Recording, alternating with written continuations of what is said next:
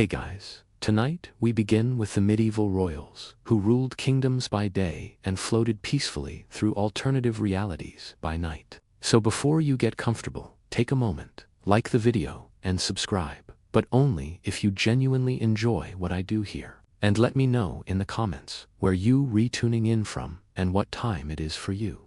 It's always fascinating to see who's joining us from around the world.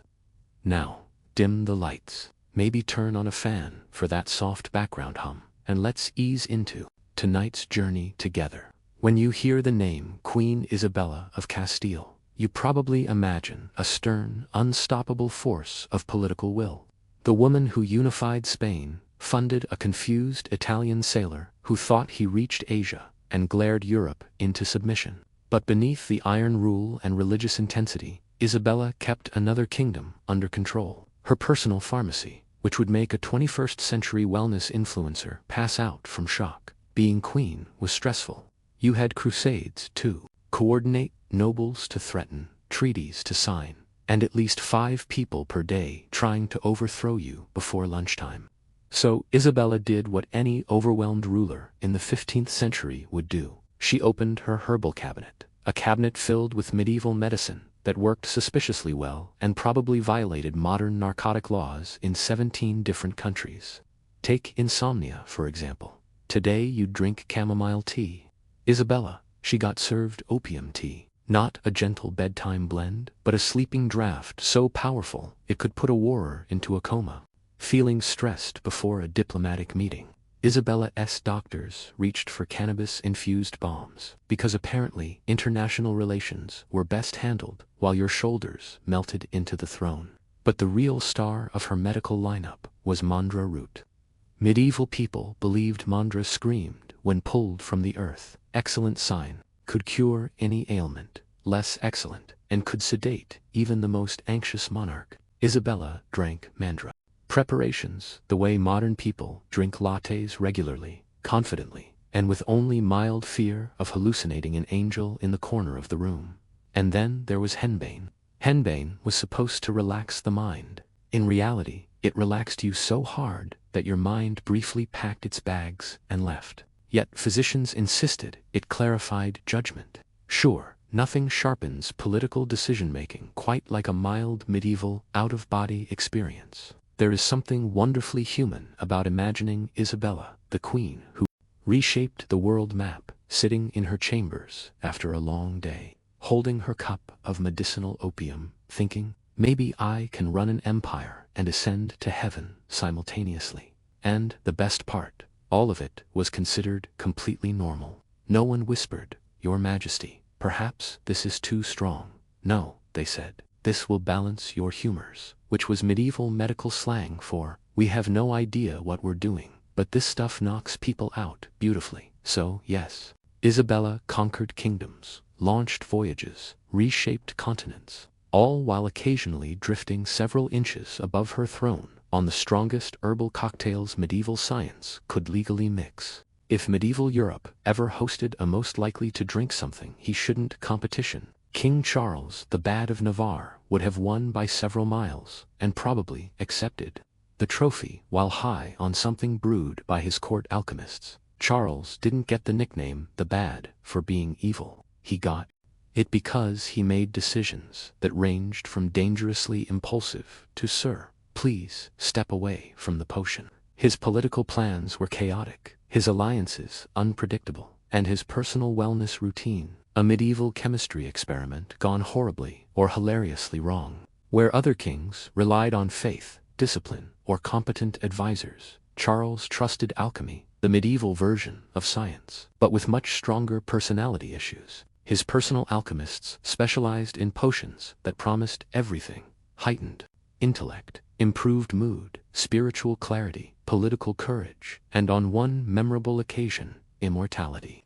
These mixtures contained delightful ingredients like opium, hashish, hallucinogenic plants, exotic resins that had traveled farther than most peasants ever would, and powders that no one had business inhaling unless they had a death wish or a crown. Charles did not sip these potions cautiously. No, he consumed them with the enthusiasm of a college student discovering energy drinks for the first time. The results were impressive and occasionally catastrophic. One potion reportedly made him so euphoric he tried to negotiate peace with a tapestry. Another gave him visions that he insisted were divine messages from the heavens. His advisors nodded politely, wrote down his ramblings, and tried not to panic when the king began describing conversations with imaginary diplomats. His court physicians, bless their optimistic hearts, insisted that these herbal concoctions would balance the humors. Instead, they unbalanced everything: his emotions, his sleep, his decision-making, and arguably his entire kingdom. And yet Charles kept drinking them, because to him these brews were not recreational, they were strategic tools. If a potion made him fearless, he'd wage war. If a potion made him paranoid, he'd accuse neighboring rulers of plotting against him. If a potion made him glow with cosmic self-confidence, he'd declare sweeping reforms that no one understood. Eventually, even foreign ambassadors learned the signs. If Charles greeted them calmly, he hadn't visited the alchemy lab yet. If he greeted them while sweating, trembling, or quoting prophecy, they knew negotiations were about to get very unpredictable. So yes, Charles the Bad was not just a king. He was medieval Europe's most committed potion taster. And in a world without warning labels, he explored the limits of alchemical medicine with heroic or reckless enthusiasm. Frederick II, Holy Roman Emperor, King of Sicily, crusader, philosopher, falcon enthusiast, multilingual genius, basically the medieval version of a walking Wikipedia page, also had a lesser-known hobby: sampling any herbal or chemical substance his scholars claimed would expand the intellect, which in medieval science meant absolutely anything. Frederick surrounded himself with scholars from across Europe and the Islamic world, men who studied astronomy, mathematics, medicine, and most importantly, experimental narcotics. These physicians carried jars full of powders, tinctures, scented oils, resins, and dried plants that looked suspiciously like the ingredients list for an ancient rave. But Frederick was curious, dangerously curious. Where other kings asked, "Is this safe?" Frederick asked, "What will happen if I take two?" His scholarly advisors, who should have known better, encouraged this curiosity. In their defense, they sincerely believed these mixtures opened the mind to higher understanding. In practice, they opened the mind to conversations with falcons, hallucinations of angels wearing questionable fashion choices, and entire nights spent debating philosophy with people who had definitely left the room. Frederick's favorite substances were aromatic resins and herbal vapors used by Arab physicians during surgery and meditation. These fumes induced calm, clarity, and, if inhaled long enough, the sensation that the imperial ceiling had started breathing. Frederick would sit in these fragrant, haze-filled chambers, pondering law, science, religion, and why exactly his hands looked so interesting.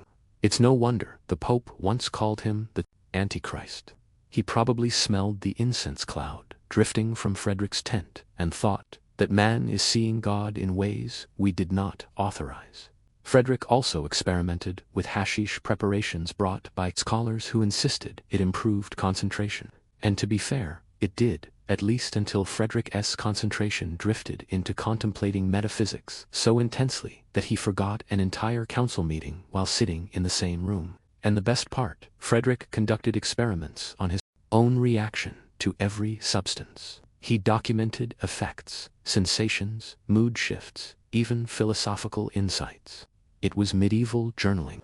Except every entry probably began with, "Today I have discovered that time is fake." His court learned to adapt. If Frederick floated into a room, smiling with cosmic serenity, they knew not to bring up taxes. If he stormed in quoting Aristotle, they knew he'd tried a stimulant. If he wandered in, slowly petting a falcon while muttering about the nature of existence, well, that was just a regular Wednesday. Frederick was brilliant, eccentric, unpredictable, and occasionally very, very high.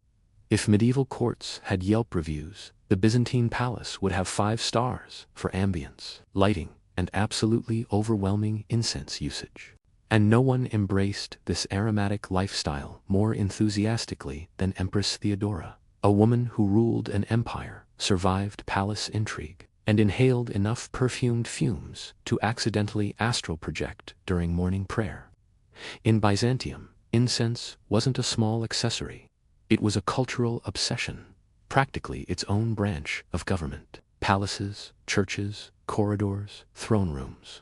Everywhere you walked, clouds of scented smoke swirled like the empire's version of mood lighting. Theodora loved these rituals. They were elegant, sacred, and occasionally strong enough to make you forget your own name. The fumes themselves, not your gentle lavender spa oil.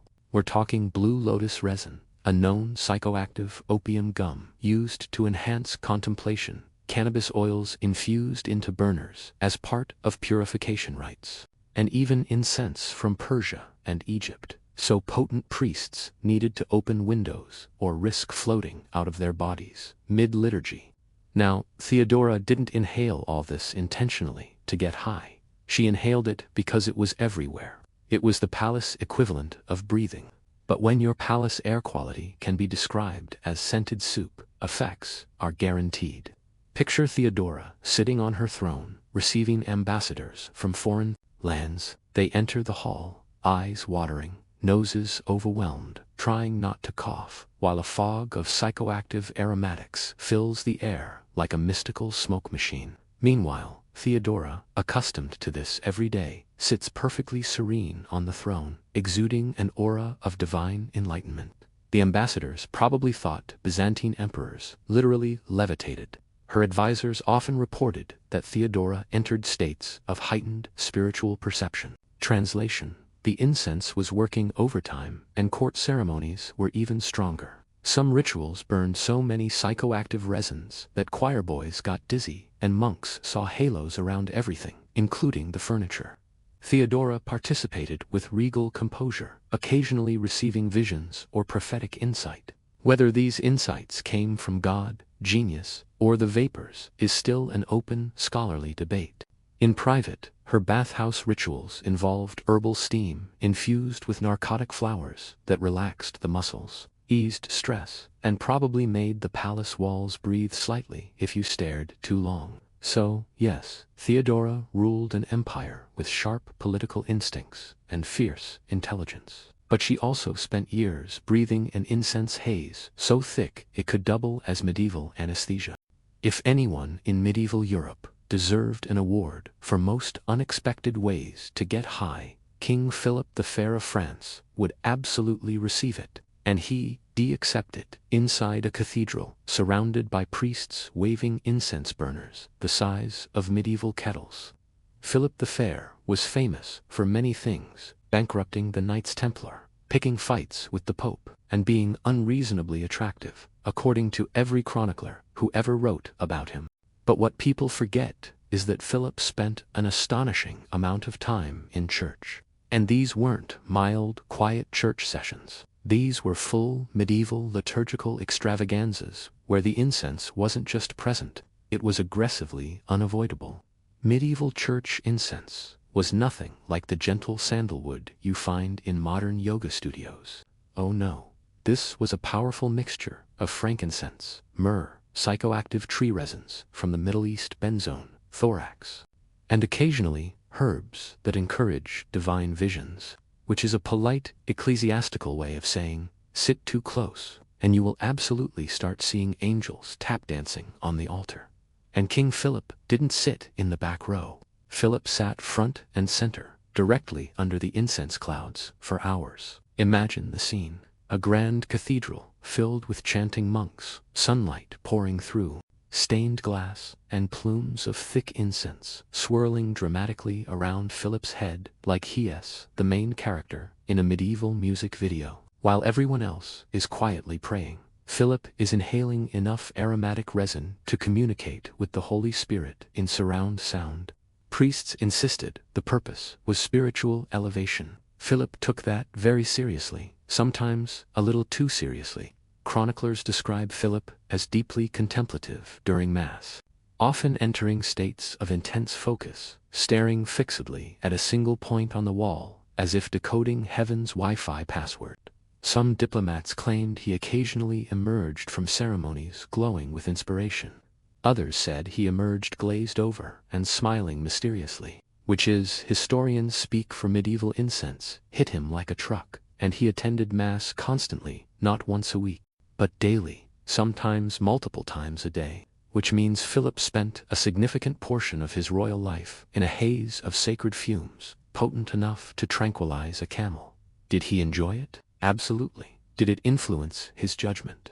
Let us just say outlawing the Templars and arresting a pope were very bold moves, and perhaps not the kind one makes completely sober.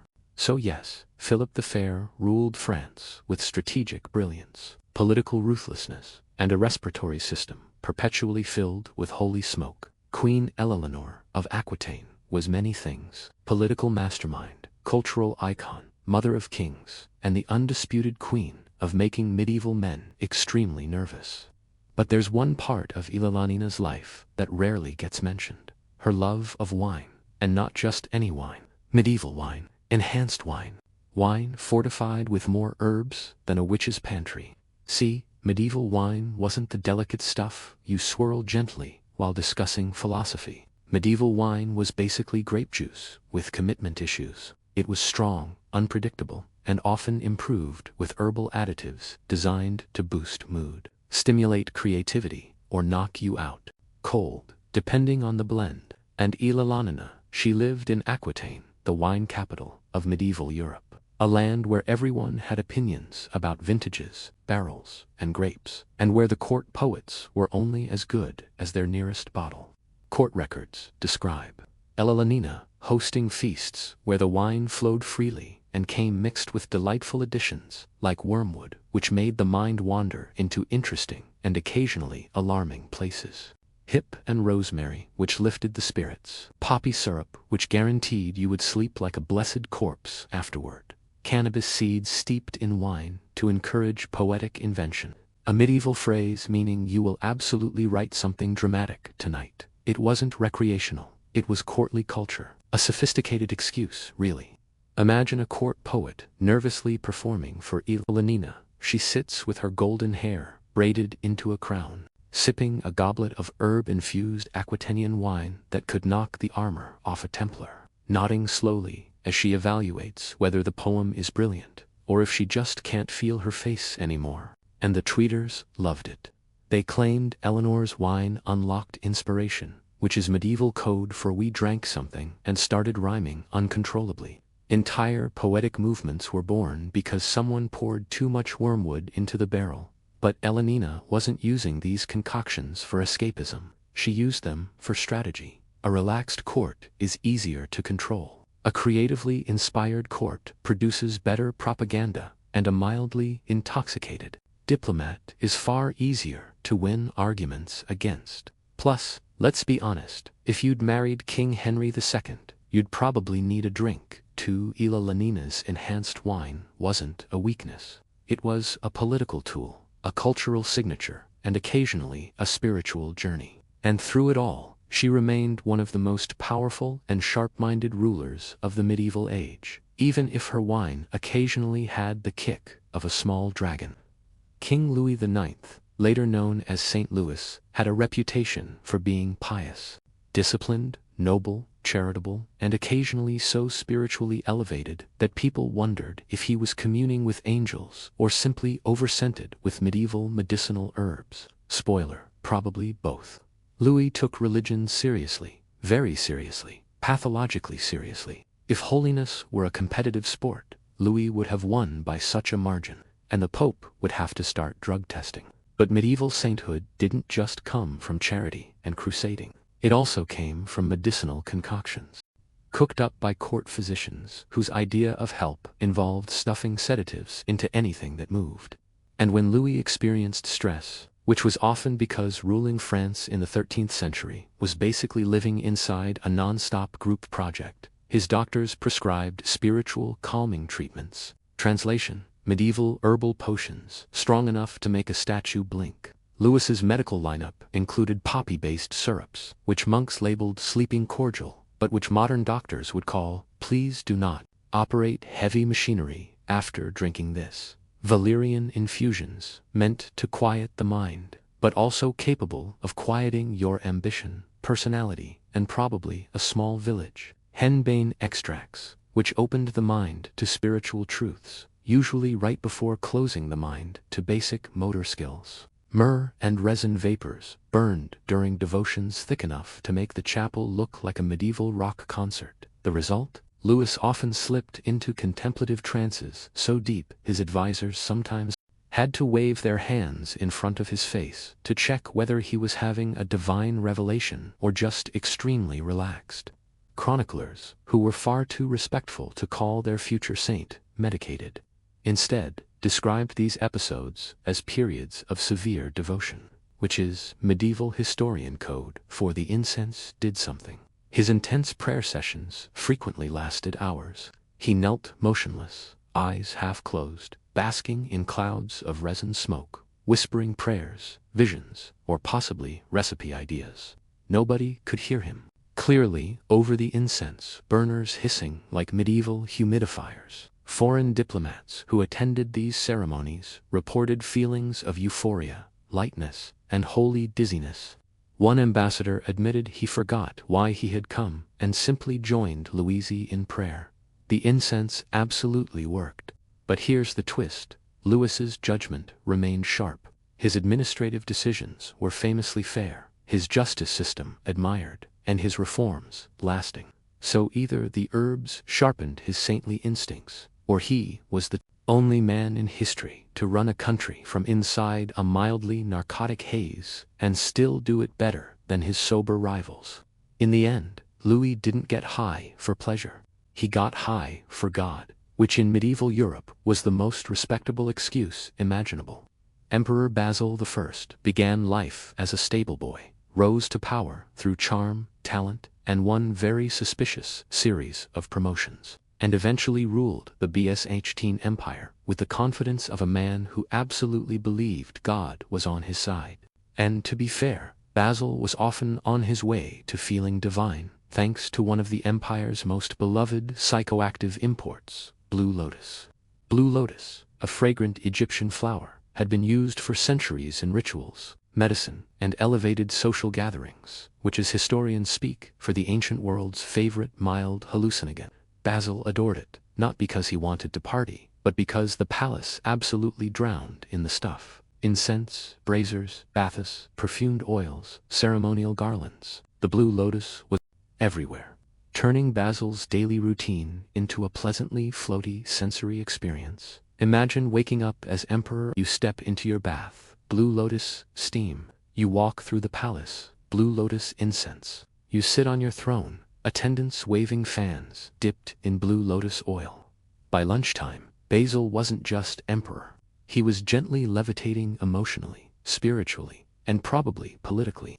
Chroniclers say Basil had a serene composure and a calm authority. Of course he did. It's easy to stay calm when the air around you smells like an ancient spa and your brain is receiving soft floral whispers of she. Don't worry about the taxes.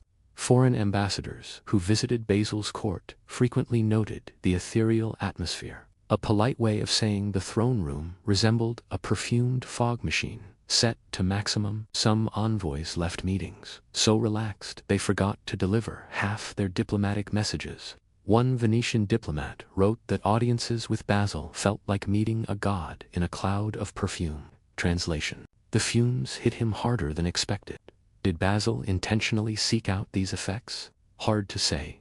Blue lotus was culturally embedded in Byzantine ritual, especially among the elite. In baths, the heated air infused with lotus oil created a dreamy haze, perfect for discussing politics, philosophy, or which general needed to be fired next. But Basil definitely enjoyed the aesthetic. He commissioned perfumes, reordered ceremonial incense blends, and reportedly preferred lotus-scented halls over normal air. Because why breathe boring oxygen when you can breathe something with personality?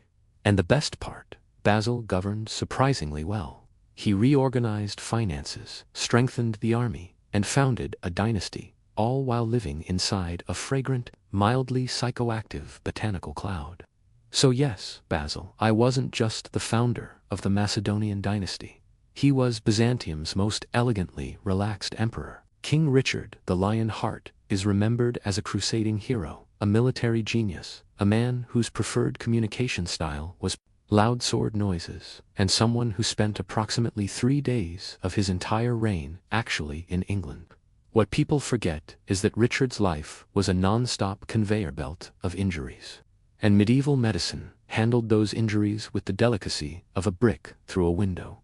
Richard fought constantly. Siege, warfare, skirmishes, duels, battles, tournaments. If violence were a loyalty program, Richard would have reached platinum status in a week. Naturally, he accumulated wounds like a medieval hobby: arrows, swords, lances, friendly fire, unfriendly fire, you name it, he got hit by it. And because medieval medicine had not yet discovered anesthesia stronger than bite this stick, Richard's doctors relied heavily on opium-based treatments. And when I say based, I mean almost entirely opium.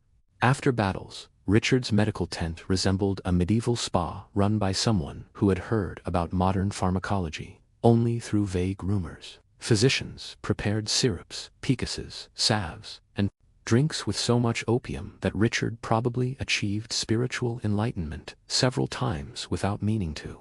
Imagine the scene. Richard lies on a table, bleeding, annoyed, and refusing to stop giving tactical orders. A physician approaches with a cup. Drink this, sire, it will ease the pain. Richard, does it also make me invincible, physician? Probably not, but you won't care anymore. Even during long sieges, Richard's pain treatments included poppy wine, essentially medieval NyQuil, with delusions of grandeur. Soldiers reported that after taking his medicine, the king would sit upright, calm, composed, and vaguely glowing, offering brilliant military strategies or occasionally reciting poetry at the wall. His most infamous injury came in 1199 when he was struck in the shoulder by a crossbow bolt. Medieval surgery ensued, which involved heated metal instruments, prayers, screaming, and blessedly opiate sedation. Richard reportedly remained shockingly calm throughout the procedure, proof that either he was superhuman or the opium dose was strong enough to tranquilize a cavalry horse. And yet throughout all this, Richard's leadership remained sharp. He negotiated truces mid-siege, led armies with terrifying charisma, and terrified enemies even while bandaged like a medieval scarecrow. In truth, Richard didn't use these substances recreationally. He used them because medieval warfare was basically a full-time attempt to destroy your skeleton. But thanks to medieval medicine's strongest herbal offerings, the Lion Heart marched, fought, ruled, and occasionally floated. Queen Joanna of Castile, better known by the unfortunate nickname Joanna the Mad, has long been portrayed as emotionally unstable, dramatic, hysterical, or simply too much for the men who wrote her biographies. But the truth is far less insulting and far more medieval. Her court physicians kept giving her medicinal cocktails so potent they could tranquilize a choir. Joanna lived under enormous political pressure. Her husband betrayed her, her father manipulated her, her son imprisoned her, and half of Europe whispered behind her back, like a medieval reality TV cast.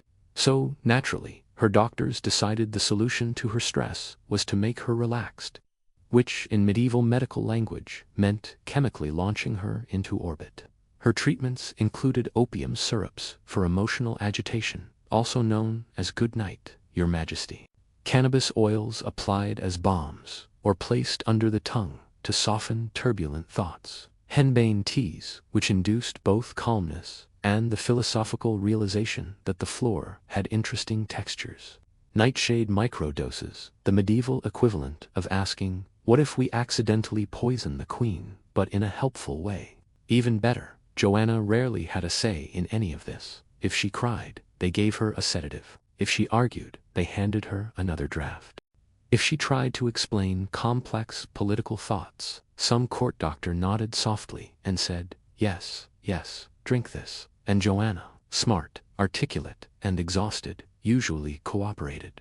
Chroniclers later described her as unstable. But let's be honest, if you spent decades being force-fed medieval anxiety medication, locked away from your children and surrounded by political vultures, you wouldn't be walking around like a serene Disney princess either. Imagine her daily life. Joanna sits near her window, frustrated with her circumstances. A physician scurries over, holding yet another potion. Your Majesty, it will calm your nerves. Joanna, my nerves are fine. I need constitutional authority. Physician, yes, yes, drink the potion. Within minutes, Joanna is calmer, not happier, not healthier, but calmer, because the mixture she drank is roughly equivalent to being tackled by a very polite elephant. And the tragedy, the more sedated she became, the more men around her claimed she was unfit to rule. Joanna wasn't mad. She was medicated into oblivion by a court that benefited from her silence. So yes, she lived part of her life in a soft cloud of medicinal haze, not because she wanted to, but because the political system preferred her that way. King Henry IV of England had one major problem. He could not sleep. And not just, I stayed up too late, doom-scrolling insomnia. This was medieval kingdom-crushing insomnia. The kind where a king stares at the ceiling for 8 hours, thinking about rebellions, unpaid soldiers, and whether God is mad at him personally. Fortunately, or unfortunately, Henry's doctors were determined to help, and medieval physicians believed that when the mind cannot rest, you must blast it into rest, using substances so aggressive they could knock out a cathedral. So Henry was given a rotating menu of medieval sleeping aids, including poppy milk, a thick white opiate mixture that monks described as a blessing, and modern pharmacists would describe as, please absolutely do not drink this, Mandra wine brewed from a root believed to scream when dug up, always a great sign for medicinal safety. Henbane sleeping draughts, capable of inducing calm dreams, chaotic dreams, or occasionally no dreams because you skipped straight to unconsciousness. Valerian and lavender steeped ale for nights when they pretended to be gentle. Imagine being Henry. It's midnight. Your kingdom is on fire, metaphorically, and sometimes literally, and the royal doctor walks in carrying a cup that smells like a wizard's compost heap. Drink this, sire. It will ease your troubles. Henry, will it? Doctor, I have no idea, but you will definitely stop complaining. And the potions worked. Sometimes too well. Chroniclers noted Henry often fell asleep at awkward moments, during council meetings, during mass, and once reportedly during an argument about taxation, which honestly might have been intentional. But these weren't peaceful, serene naps. Medieval sedatives hit like a trebuchet. Henry would go from wide awake to horizontal in seconds, only to wake up groggy, confused, and vaguely glowing from the herbal residue.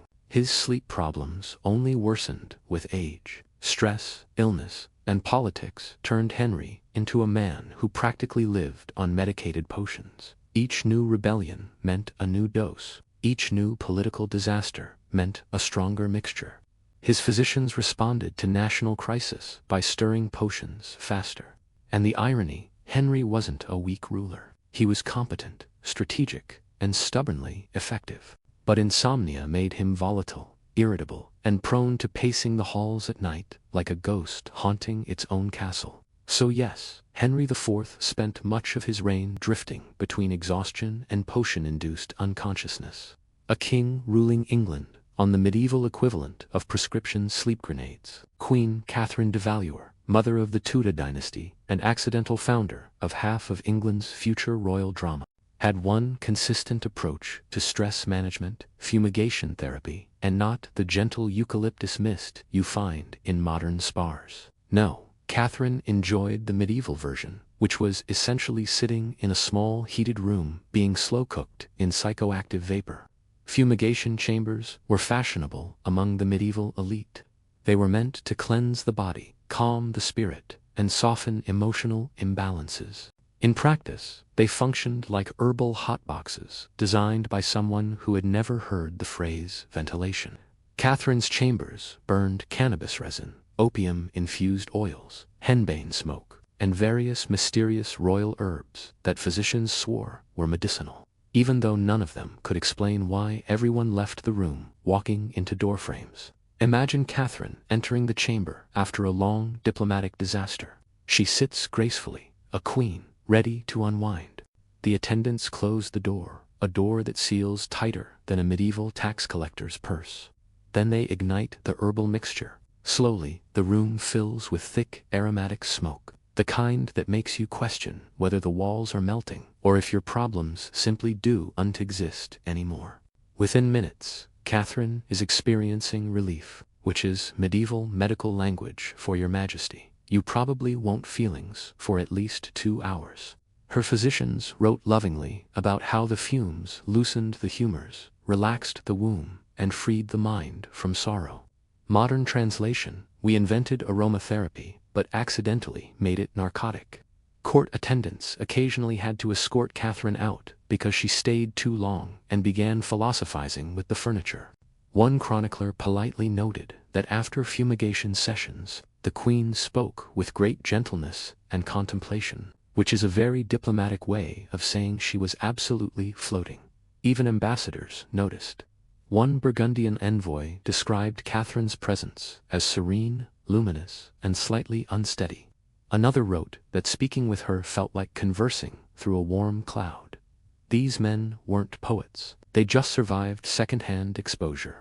But the most entertaining detail: fumigation was prescribed for romantic vitality. Yes, that kind.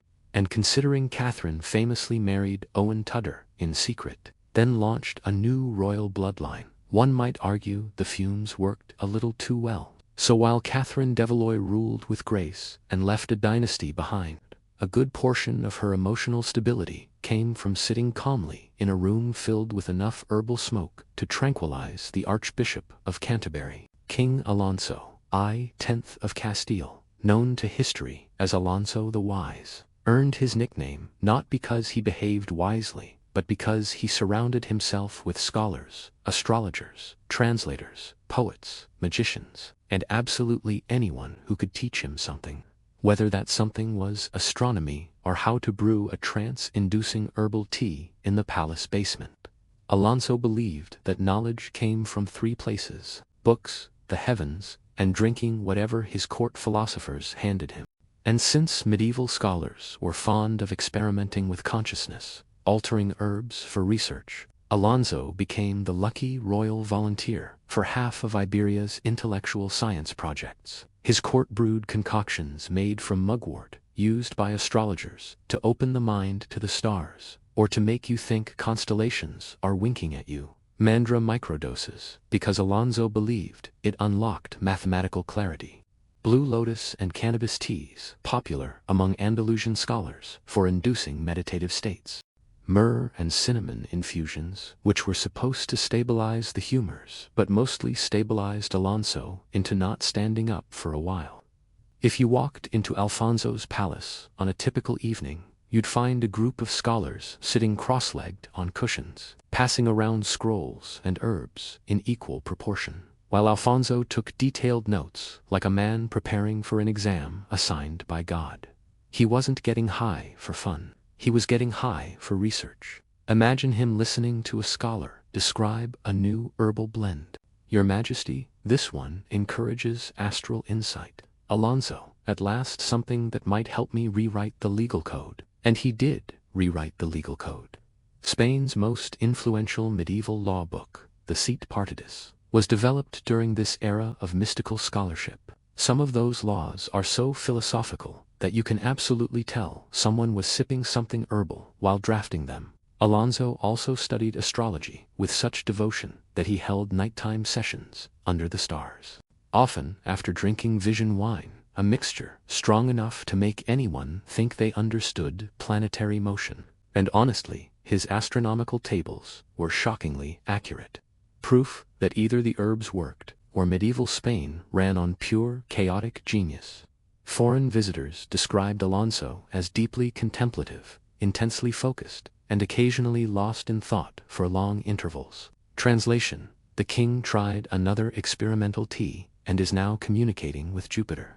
But here's the thing: Alfonso was brilliant. He wrote poetry, commissioned translations, advanced science, unified legal systems, and preserved ancient wisdom. He just happened to do it while occasionally hovering at the outer edge of consciousness. Empress Irene of Byzantium was many things: shrewd politician, occasional usurper, enthusiastic blinder of rivals. But she was also a woman who spent so much time surrounded by incense that her entire reign might as well have taken place inside a perfumed fog bank. If you've ever walked past an overly enthusiastic incense booth at a festival, imagine that, but make it imperial policy. Byzantine religious and political life revolved around ceremonial incense, and Irene took those ceremonies seriously, very seriously. Her court burned mountains of the stuff: frankincense from Arabia, myrrh from Ethiopia, thorax, benzoin, resin from distant mountains, and depending on the ritual, herbs known for their vision-enhancing effects. In the 9th century, vision-enhancing is code for Your Majesty. You may see God, or something that vaguely resembles him. When ambassadors visited, Irene ensured they encountered a majestic haze of fragrant smoke, so thick it could hide an entire infantry unit.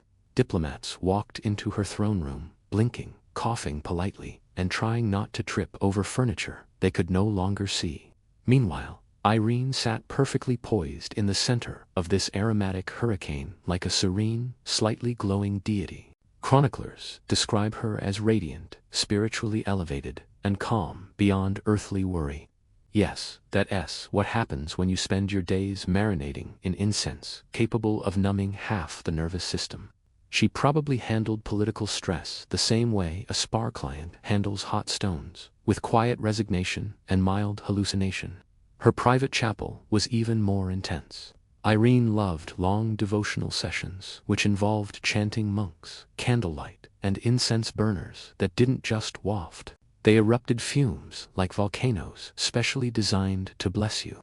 Priests swung censers in wide arcs, filling the room until theology became a full-body experience. One monk wrote that Irene's prayers were accompanied by visions. Based on how much resin they were burning, those visions could have included angels, saints, or possibly a talking mosaic on the wall. Whatever she saw, it must have been inspiring, because Irene made some bold political decisions afterward, including blinding her own son to secure power. Let's just say incense alone cannot be blamed, but it certainly didn't hurt her sense of dramatic timing. Her bath rituals were equally aromatic. Heated rooms, infused with medicinal herbs, created a steam so potent that attendants sometimes needed breaks to avoid walking sideways afterward. So yes, Empress Irene ruled an empire with cunning faith and unwavering imperial authority. She also ruled from inside a cloud of incense strong enough to make a basilica levitate. Few medieval rulers achieved the tragic, chaotic, Medicula Indis reputation of King Charles V, 6th of France, also known by the extremely subtle nickname Charles the Mad. But here's the twist. Much of his infamous instability came not just from illness, but from the heroic quantities of medicinal substances his court physicians kept pouring into him like medieval bartenders who skipped the part about moderation. Charles began his reign relatively stable, intelligent, charming, capable. Then he experienced a sudden mental breakdown while marching with his army. One moment he was planning strategy, the next he was attacking his own knights because he believed they were impostors sent to kill him. Medieval burnout was no joke. Naturally, his doctors responded with their favorite solution. Your Majesty, you need more herbs. And when medieval physicians said herbs, they did not mean chamomile. Charles was given nightshade microdoses, which is already a red flag. No dosage of nightshade should be called micro. In the 1300s, henbane elixirs believed to calm storms of the mind, though they also caused mild paralysis and visionary episodes. Poppy syrups consumed as casually as tea. Cannabis resins burned in his chambers during episodes of agitation. Myrrh and resin vapors, because if it worked for priests, maybe it would work for France's most stressed-out king. The intentions were noble, the results were mixed. Imagine Charles pacing through the palace mid-episode, convinced he was made of glass. Yes, he sincerely believed this, while attendants tiptoed around him, carrying bowls of steaming herbal mixtures, strong enough to stupefy a choir boy. There was even a rule in the palace. No one was allowed to touch him suddenly because he feared he would shatter. His servants walked around him like he was a very anxious chandelier. Now combine this fragile mental state with continuous doses of medieval sedatives that would make modern psychiatrists faint, and you have a king who drifted through reality like a balloon someone forgot to tie down. And yet Charles had lucid periods. During those rare windows, he expressed heartbreaking awareness of his condition. But the moment he showed distress, his doctors hurried forward with yet another potion that promised clarity and delivered something closer to "please lie down before you fall down." His illness was real. His suffering was immense. But the treatments often made things worse. By the end of his life, Charles V wasn't ruling France so much as floating through it, caught between madness, medicine, and a kingdom, praying he wouldn't wander off barefoot into the courtyard again. And that closes our list. A king who lived in a haze, not entirely of his own making. Arminius' life began far from marble villas and marching legions. He was born among the Cherushi, a forest people whose world was made of rivers, oak groves, and warriors who believed that freedom was sacred enough to die for. But Rome, as always, had different ideas. In the late 1st century, before the Common Era, the empire was expanding into Germania, and peace often came with a contract signed in blood. Tribal princes were taken to Rome as hostages, not prisoners in chains. No, the Romans were far more elegant with their control. These children were insurance policies raised in the capital to ensure their tribes behaved. Arminius was one of them.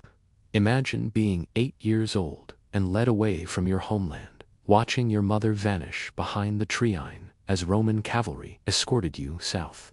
You're not shackled, but you understand perfectly well that you're not going home anytime soon. To the Romans, this wasn't cruelty, but strategy. If the boy grew up Roman in taste, loyalty, and ambition, he would return as a collaborator, a German body, but a Roman mind. In Rome, Arminius learned Latin, philosophy, warfare, and the subtle art of being useful to an empire that considered his people univilized. He dined with aristocrats, studied under generals, and observed how power was created, commanded, and enforced. He wasn't treated like a barbarian. Ironically, he was treated too well. Rome made sure its hostages were comfortable, educated, and flattered, because comfort is the softest kind of chain. Still, even as he absorbed Roman tactics and etiquette, the contrast must have gnawed at him. Here he was, a young noble of the Cherushi, listening to Roman instructors mock the tribes of Germania as primitive brutes, the same tribes who had sent their children as hostages to avoid annihilation, the same tribes who still whispered Arminius's name at winter feasts, unsure if he was even alive. By the time he reached adulthood, Arminius was no longer simply a German prince. Rome had crafted him into a knight of the equestrian order, a trained commander, loyal in theory to the emperor, fluent in Latin, disciplined in Roman military doctrine, and fully aware of how legions lived, marched, and died. Rome believed it had shaped him. Rome believed it had tamed him. What it had actually done was far more dangerous. It had taught Arminius exactly how to destroy it. When Arminius reached adulthood, Rome considered him one of its own, or at least close enough to pass in uniform. The boy, taken from the forests of Germania, had become a polished officer of the Roman auxiliary forces, a knight in the equestrian order, and exactly the kind of foreign-born commander Rome loved to parade as proof of its civilizing mission. Arminius wore the Roman cloak, carried the Roman sword, and rode beside generals who assumed he admired everything the empire represented. And to be fair, Rome had given him power, real power. As a commander of auxiliary cavalry, Arminius fought in campaigns along the Danube, putting down rebellions and testing his skill against enemies who did not yet know his name. He learned how legions deployed across open fields, how Roman engineers fortified camps overnight, how officers relayed orders, and perhaps most important, how overconfident Roman commanders became when facing people they considered inferior. Every victory Rome gained taught Arminius something. Every battle honed his instincts. He even earned citizenship and the coveted equestrian rank from Emperor Augustus himself, a badge of honor Romans would have killed for. From the outside, Arminius looked like the poster child for assimilation, a barbarian turned Roman, a success story of imperial ideology. He could sit in Roman banquets, quote Roman poets, and still command soldiers without anyone questioning his loyalty. But Rome had made one miscalculation. They thought Arminius had forgotten where he came from. During his service, he heard whispers from the northern frontier, news of Rome tightening its grip on Germania, tribes being humiliated by corrupt governors, and lands being carved into provinces before anyone asked the locals. Rome didn't see the tribes as allies, it saw them as unclaimed property. Taxation, forced disarmament, and puppet chiefdoms followed. To Augustus, Germania was another prize, waiting to be absorbed. To Arminius, it was still home. And so the double life began. By day he rode with Roman officers, smiling, pretending loyalty. By night he weighed everything Rome had taught him, not as lessons to serve the empire, but as tools to break it. The irony was almost poetic. Rome's training had not Romanized Arminius, it had weaponized him. He was now a soldier who understood both worlds, the discipline of Rome and the fury of Germania. And soon Rome would learn that this was the deadliest combination imaginable. When Arminius finally returned to Germania, he did not come as a wandering exile, but as a decorated Roman officer, the kind of man governors welcomed with open arms, expecting loyalty and obedience. Yet the moment his boots touched the forest soil of his homeland, he felt the divide between Rome's polished marble and the raw earth of the tribes. Germania was not a land that bowed easily. The rivers flowed the same. The oak groves whispered as they always had, but beneath the familiar landscape there was tension, sharp enough to taste. Rome had promised alliance. What the tribes received was occupation. Publius Quintilius Verres, the Roman governor, saw his position not as stewardship but as domination. He imposed taxes, an alien concept to tribes who believed wealth was measured in honor, not coin, and he enforced Roman law with an arrogance that outpaced his understanding of local customs. Courts, punishments, and demands for tribute spread like a rash, irritating every chieftain from the Weser to the Rhine. Rome might have believed it was bringing order, but to the Germans it felt like a slow suffocation. Arminius saw it immediately. The chiefs who greeted him did so with pride, but also quiet desperation. These were men who had once stood tall beside his father, yet now they whispered their complaints in shadows, fearful of Roman spies. They asked Arminius what he had seen in the capital. Was Rome truly unstoppable? Was resistance hopeless? His answers were careful, measured, never revealing the fire already building inside him. Verres, blind and complacent, admired Arminius. Here was a German who spoke perfect Latin, who had fought Rome's battles, who understood Roman discipline. In Verres's mind, Arminius was an asset, a bridge between cultures, someone who could help pacify the region. He had no idea that Arminius was studying him, not with loyalty, but with calculation, because Arminius knew what the Germans could not yet admit. Rome did not negotiate. Rome absorbed. Today it was taxes and courts. Tomorrow it would be disarmament, labor, conscription, and hostages taken generation after generation. His people were on borrowed time. Germany needed a leader, not a diplomat, not a negotiator, a strategist, someone who understood Rome from the inside. And Arminius realized with a clarity that reshaped the course of history that he was the only man who could fill that role. Rome had returned him to his homeland. They had no idea he came carrying their doom. Arminius understood that revolutions don't start with shouting. They start with listening quietly, patiently, until every complaint, every insult, every wound inflicted by the occupying force reveals a pattern.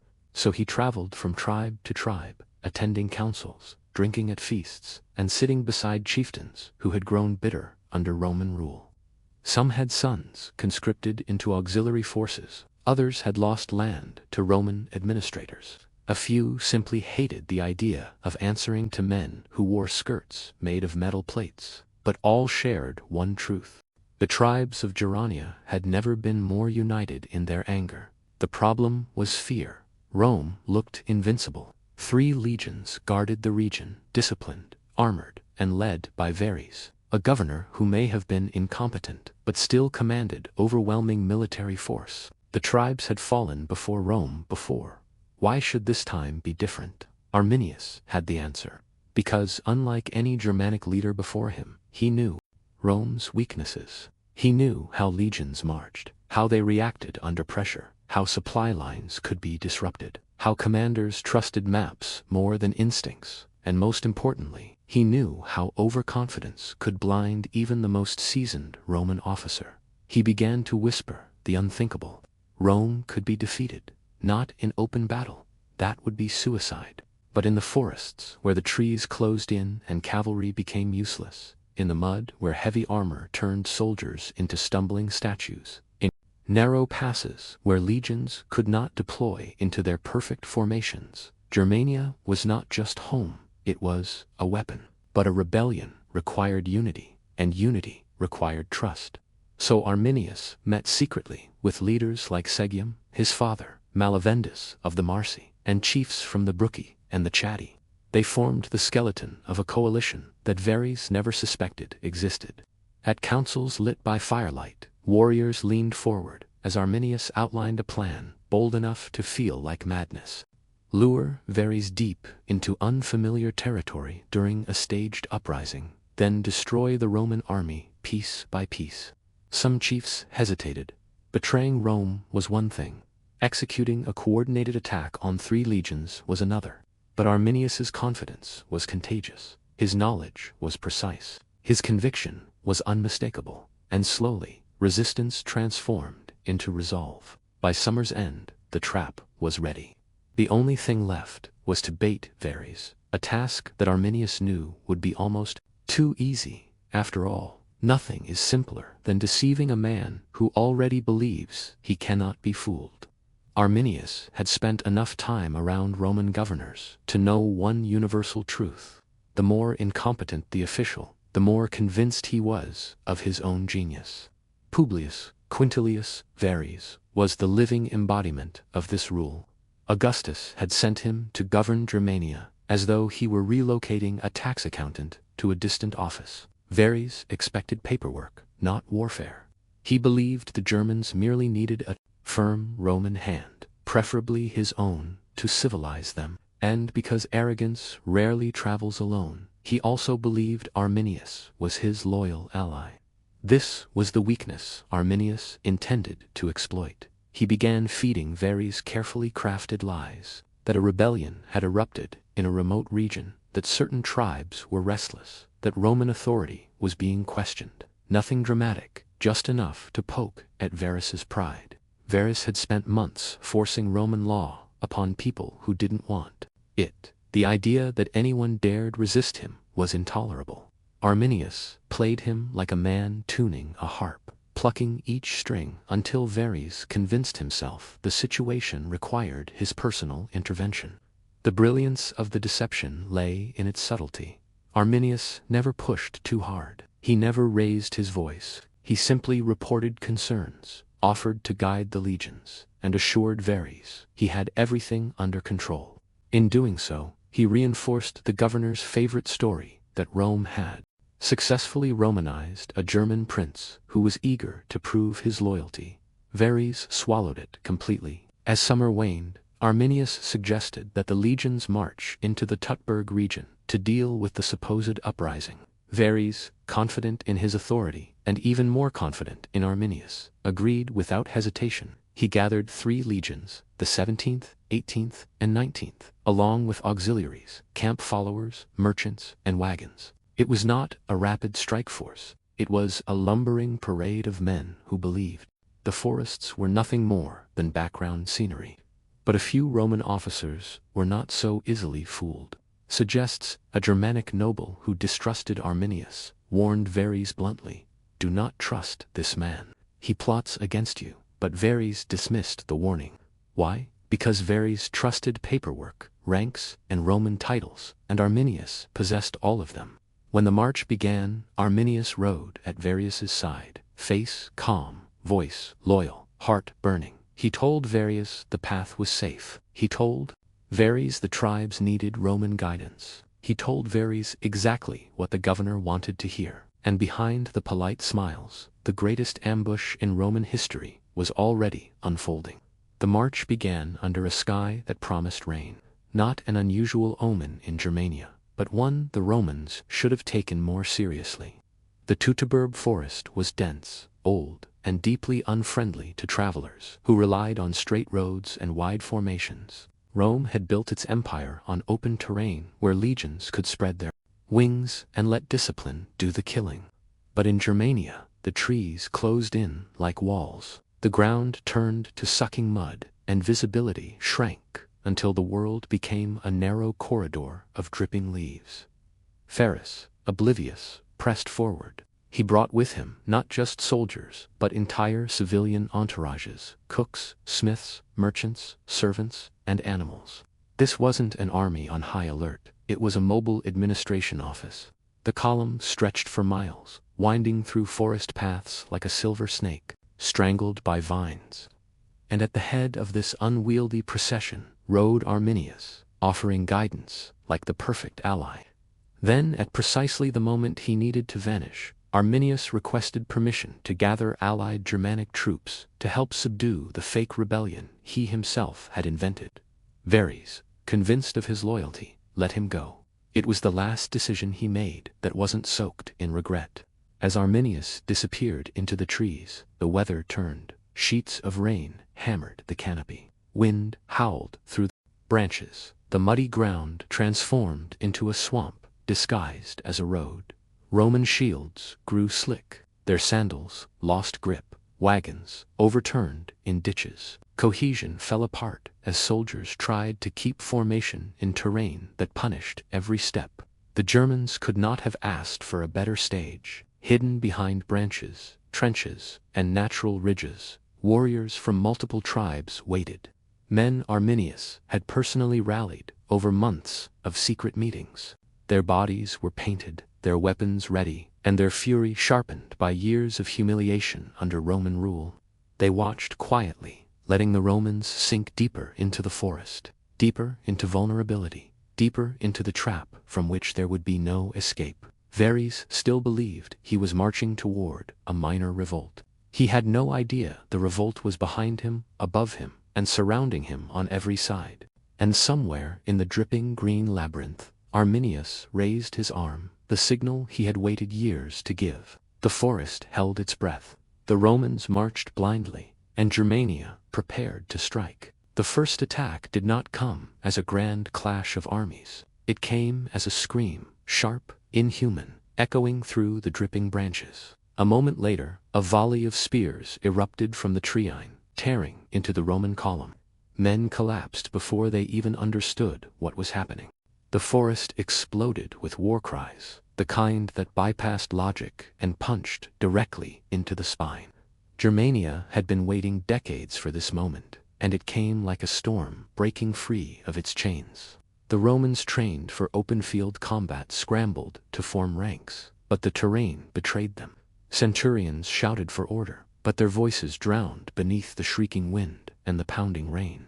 Shields were useless against javelins thrown from above. Swords were too short to reach foes who struck and vanished into the woods. The forest was not a battlefield. It was an execution chamber. Arminius's warriors struck from all sides, disappearing as quickly as they appeared. A handful rushed forward to attack, then fell back before the legions could respond. Others targeted officers, cutting off command before it could stabilize the line. Everywhere Verres looked, the trees themselves seemed alive with movement. Shadows flickering, blades flashing, enemies attacking and vanishing like ghosts. Wagons overturned, blocking the narrow path. Horses panicked, trampling soldiers. Supply mules broke free and scattered into the forest. And as confusion spread, the rain intensified, turning the ground into a sucking mire that pinned Roman sandals like traps. Discipline Rome's greatest weapon, dissolved into clumps of terrified men fighting in isolation. Verres attempted to regroup, calling for a fortified camp, but building defenses in the midst of chaos proved nearly impossible. And while the Romans dug trenches and erected makeshift walls from shields and debris, Germanic warriors continued their harassment, raining spears into the half-built camp until nightfall. When darkness came, it offered no relief. The Romans huddled together, soaked, trembling, listening to the taunting shouts from the forest. Germania had not just attacked, it was savoring the moment. Warriors sang victory songs, drums echoed like thunder. To the Romans, it sounded like the forest itself was celebrating their doom. Verres tried to maintain the illusion of control, but even he saw the truth. They were not fighting an enemy, they were being hunted. And Arminius, the man he trusted, was the hunter, leading them into the abyss. By dawn, the Romans were no longer marching, they were fleeing in slow motion. Exhaustion clung to them like wet cloth. The makeshift camp they abandoned behind them looked less like a military fortification and more like the remnants of a disaster site. Verres tried to restore order, but his voice had lost its authority. Men looked at him not as a general, but as a man who had led them into a nightmare and had no idea how to lead them out. Arminius, meanwhile, had returned to his warriors, no longer hiding his allegiance. His calm Roman exterior was gone, replaced by a Germanic war leader, whose knowledge of Roman tactics now guided the destruction of 3 entire legions. He divided his forces into flexible bands, each assigned to choke points along the Romans' escape route. Every ravine, every slope, every bend in the forest had been chosen in advance.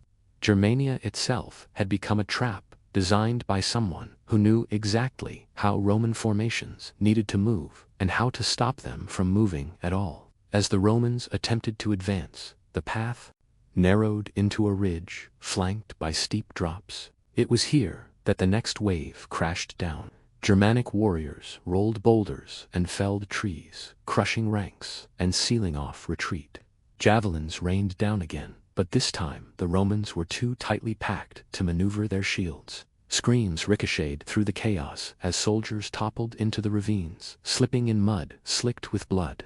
Verres ordered the legions to break out, but his commands dissolved into panic. The 17th fell into disarray first.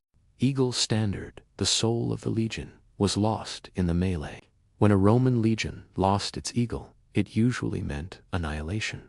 Here, it was simply the first omen. The 18th suffered next, collapsing under relentless assaults from above. Entire cohorts were pinned against the slope, unable to climb, unable to fight, unable to escape. The Germans attacked with ferocity sharpened by years of humiliation. Each blow a rejection of Roman domination. As for the 19th, it was surrounded, cut off, and slowly strangled by successive ambushes. A legion trained to fight in open fields now died in fragments, scattered through dripping forests that turned every tree into a spear, every shadow into a killer. Verres realized he had lost not just the battle, but the empire's illusion of invincibility. Somewhere amid the wreckage of men and armor, one truth settled over the survivors, like a burial shroud. This was no revolt, this was retribution. By the 3rd day, the Tutterberg forest had become a graveyard. The Romans were not simply defeated, they were erased. 3 legions that had once been the pride of the empire no longer existed. Their eagle standards were lost to the mud and the trees. Their officers lay scattered among broken equipment, crushed wagons, and corpses half buried in swampy soil. And somewhere in the chaos Verres, recognizing the magnitude of his failure, fell on his own sword, choosing death over the humiliation of capture. When word reached Rome, Emperor Augustus reportedly tore his robes, shouting, "Quint Cilius Verres, give me back my legions." But there were no legions to give back. Arminius had not won a battle. He had torn a hole in Roman history that would never fully close. For the Germans, the victory was earth-shaking. Tribes that had once squabbled over pasture land suddenly stood united in triumph. Arminius was hailed as a liberator, a man who had done what no one believed possible: humiliate the greatest military power in the known world. The forest where the ambush took place became sacred ground, proof that cunning and courage could triumph over imperial arrogance. And yet, victory carried its own burdens. Arminius was no longer simply a military commander. He was a symbol, and symbols attract rivals. Some chieftains feared he aimed to make himself a king, the very thing Germans traditionally despised. His uncle, Segestes, long hostile toward him, denounced him repeatedly to Rome and encouraged internal opposition. Political fractures began to reopen. Tribal leaders who had united against Varys now returned to their old grudges, their temporary alliance dissolving under the weight of personal ambition.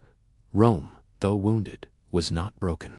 Germanicus, famed general and adopted son of Emperor Tiberius, launched multiple campaigns to avenge the Teutoburg disaster. He defeated Arminius in several open battles, recovered some of the lost eagle standards, and proved that Rome still had teeth. But even Germanicus could not fully conquer Germania. The land was too wild and the tribes too scattered. Arminius survived Rome's reprisals, but not his own people. His power frightened rival nobles, who saw in him the shadow of monarchy. In 21 CE, they assassinated him. A liberator, slain not by invaders, but by the very leaders he fought to free. Arminius died at 37, but his legacy endured. The man who stopped Rome and ensured Germania would never be a Roman province. When Qin Shang finally unified the warring states in 221 BCE, he was not content with merely ending centuries of bloodshed. He wanted to remake China itself, its laws, its infrastructure, its identity, and its borders. And he wanted those borders to stay quiet. The northern frontier, however, had no interest in cooperating. Beyond the cultivated fields and newly conquered towns lay the steppes, home to the Xiongnu horsemen who rode like the wind, raiders who appeared and vanished before infantry could form ranks, and enemies who refused to recognize the concept of a fixed frontier. For generations, these northern nomads had harassed the states of Zhao, Yan, and Qin. Their cavalry could cross vast distances in a day, burning settlements and seizing livestock. Now that the first emperor ruled a united land, he had no patience for an enemy that didn't respect walls or the men who built them. His solution was ambitious, brutal, and terrifying in scale. He ordered the linking and reinforcement of the old border fortifications built by the defeated states.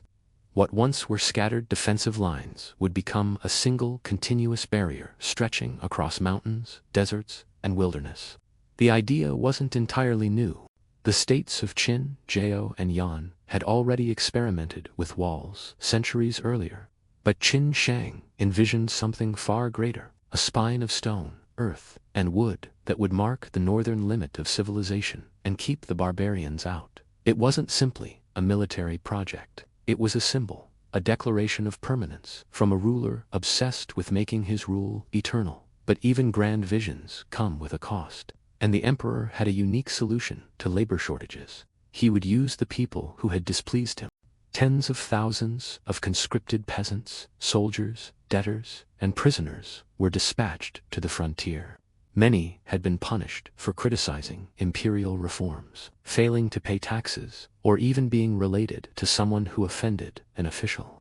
Now they marched north in chains, not knowing whether they would build a wall, freeze on a mountainside, or simply vanish. Qin Shuang's architects assured him it could be done. His generals assured him it would be worthwhile. His officials assured him the people would obey. And so the project began. A colossal undertaking meant to secure an empire, define a civilization, and leave behind a monument that would outlive every man who touched it. A monument that would become, for many, not a wall, but a tomb. The order to build the wall spread through the newly unified empire like a winter wind, cold, sudden, and impossible to ignore. Imperial officials appeared in villages with wooden tablets, listing names, quotas, and penalties. Men between 15 and 50 were expected to serve. Farmers were taken from their fields, artisans from their workshops, and soldiers from their barracks. Some went willingly, believing the emperor's promise of strengthened borders. Most went because refusal meant death. Qinla was famously unforgiving, and the wall was built on that unforgiving foundation. For many families, the moment of conscription felt like a funeral. Mothers watched their sons depart, knowing the northern frontier was a place where even seasoned soldiers feared to tread. Wives stood silently as husbands were marched away in chains, uncertain whether they would ever return. The emperor's decree did not distinguish between the innocent and the unlucky. Even those accused of minor infractions, late taxes, unregistered tools, disrespect toward local officials, found themselves branded laborers and shipped to the harshest worksites in the realm. Convoys of prisoners, peasants, and soldiers stretched across the roads of Qin, thousands walking in rigid formation as overseers barked orders. They carried little more than basic tools: wicker baskets for earth, crude chisels for rock, and wooden poles for scaffolding. Once they reached the frontier, there were no inns, no warm shelters, no tidy barracks waiting. Instead, they found jagged mountainsides, barren deserts, and an expanse of wind so fierce it seemed determined to tear flesh from bone. Work began before dawn and continued until the stars returned. Overseers enforced discipline with whips and rods. Food was meager, often nothing more than millet gruel, while water had to be hauled from distant streams or melted from snow. Laborers who collapsed were given moments to recover, but only moments. The emperor demanded speed, and speed demanded sacrifices. And yet, amid the cruelty, there was a strange unity. Soldiers who once served rival kingdoms now hauled stones side by side. Criminals labored next to peasants who had never broken a law in their lives. Under Qin rule, everyone was equal in one respect: no one was allowed to stop working. As the first foundations took shape, the laborers realized something that chilled them more than the northern winds. This was not a temporary project. This was their life now. For months, years, or however long their bodies survived, the wall was rising, and its builders were disappearing into it. The northern frontier was nothing like the fertile heartland the laborers had left behind. There were no familiar terraces of rice, no gentle rivers winding through valleys. The Great Wall was to be built where nature itself resisted human presence. In the west, the land dissolved into the dry breath of the Gobi Desert, where dunes shifted like living beasts and swallowed roads overnight. Farther east rose the Yin Mountains, jagged ranges that tore at the sky and forced men to cling to rocks like insects. Everywhere else lay unforgiving plains, patrolled by Xiongnu scouts, who watched the construction from a distance with cold curiosity. For the laborers, the frontier felt like exile.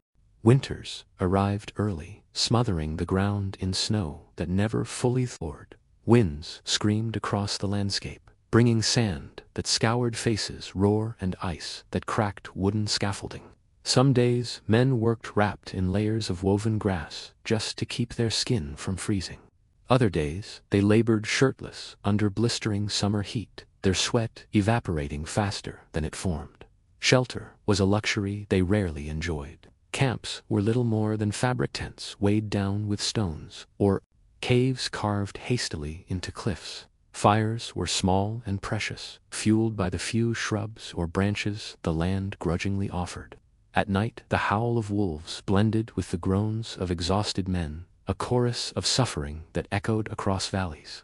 Those who died during the walk north were left beside the roadside. Those who died during construction were often buried beneath the nearest mound of earth, sometimes without ceremony, sometimes without even pausing the day's work. Yet the danger wasn't only nature. Fiangyu lurked like shadows on horseback, watching the progress of their enemies' new barrier. They launched sudden raids on supply convoys, cut down stragglers, and sometimes circled the worksites just close enough to taunt the workers with shouts and arrows.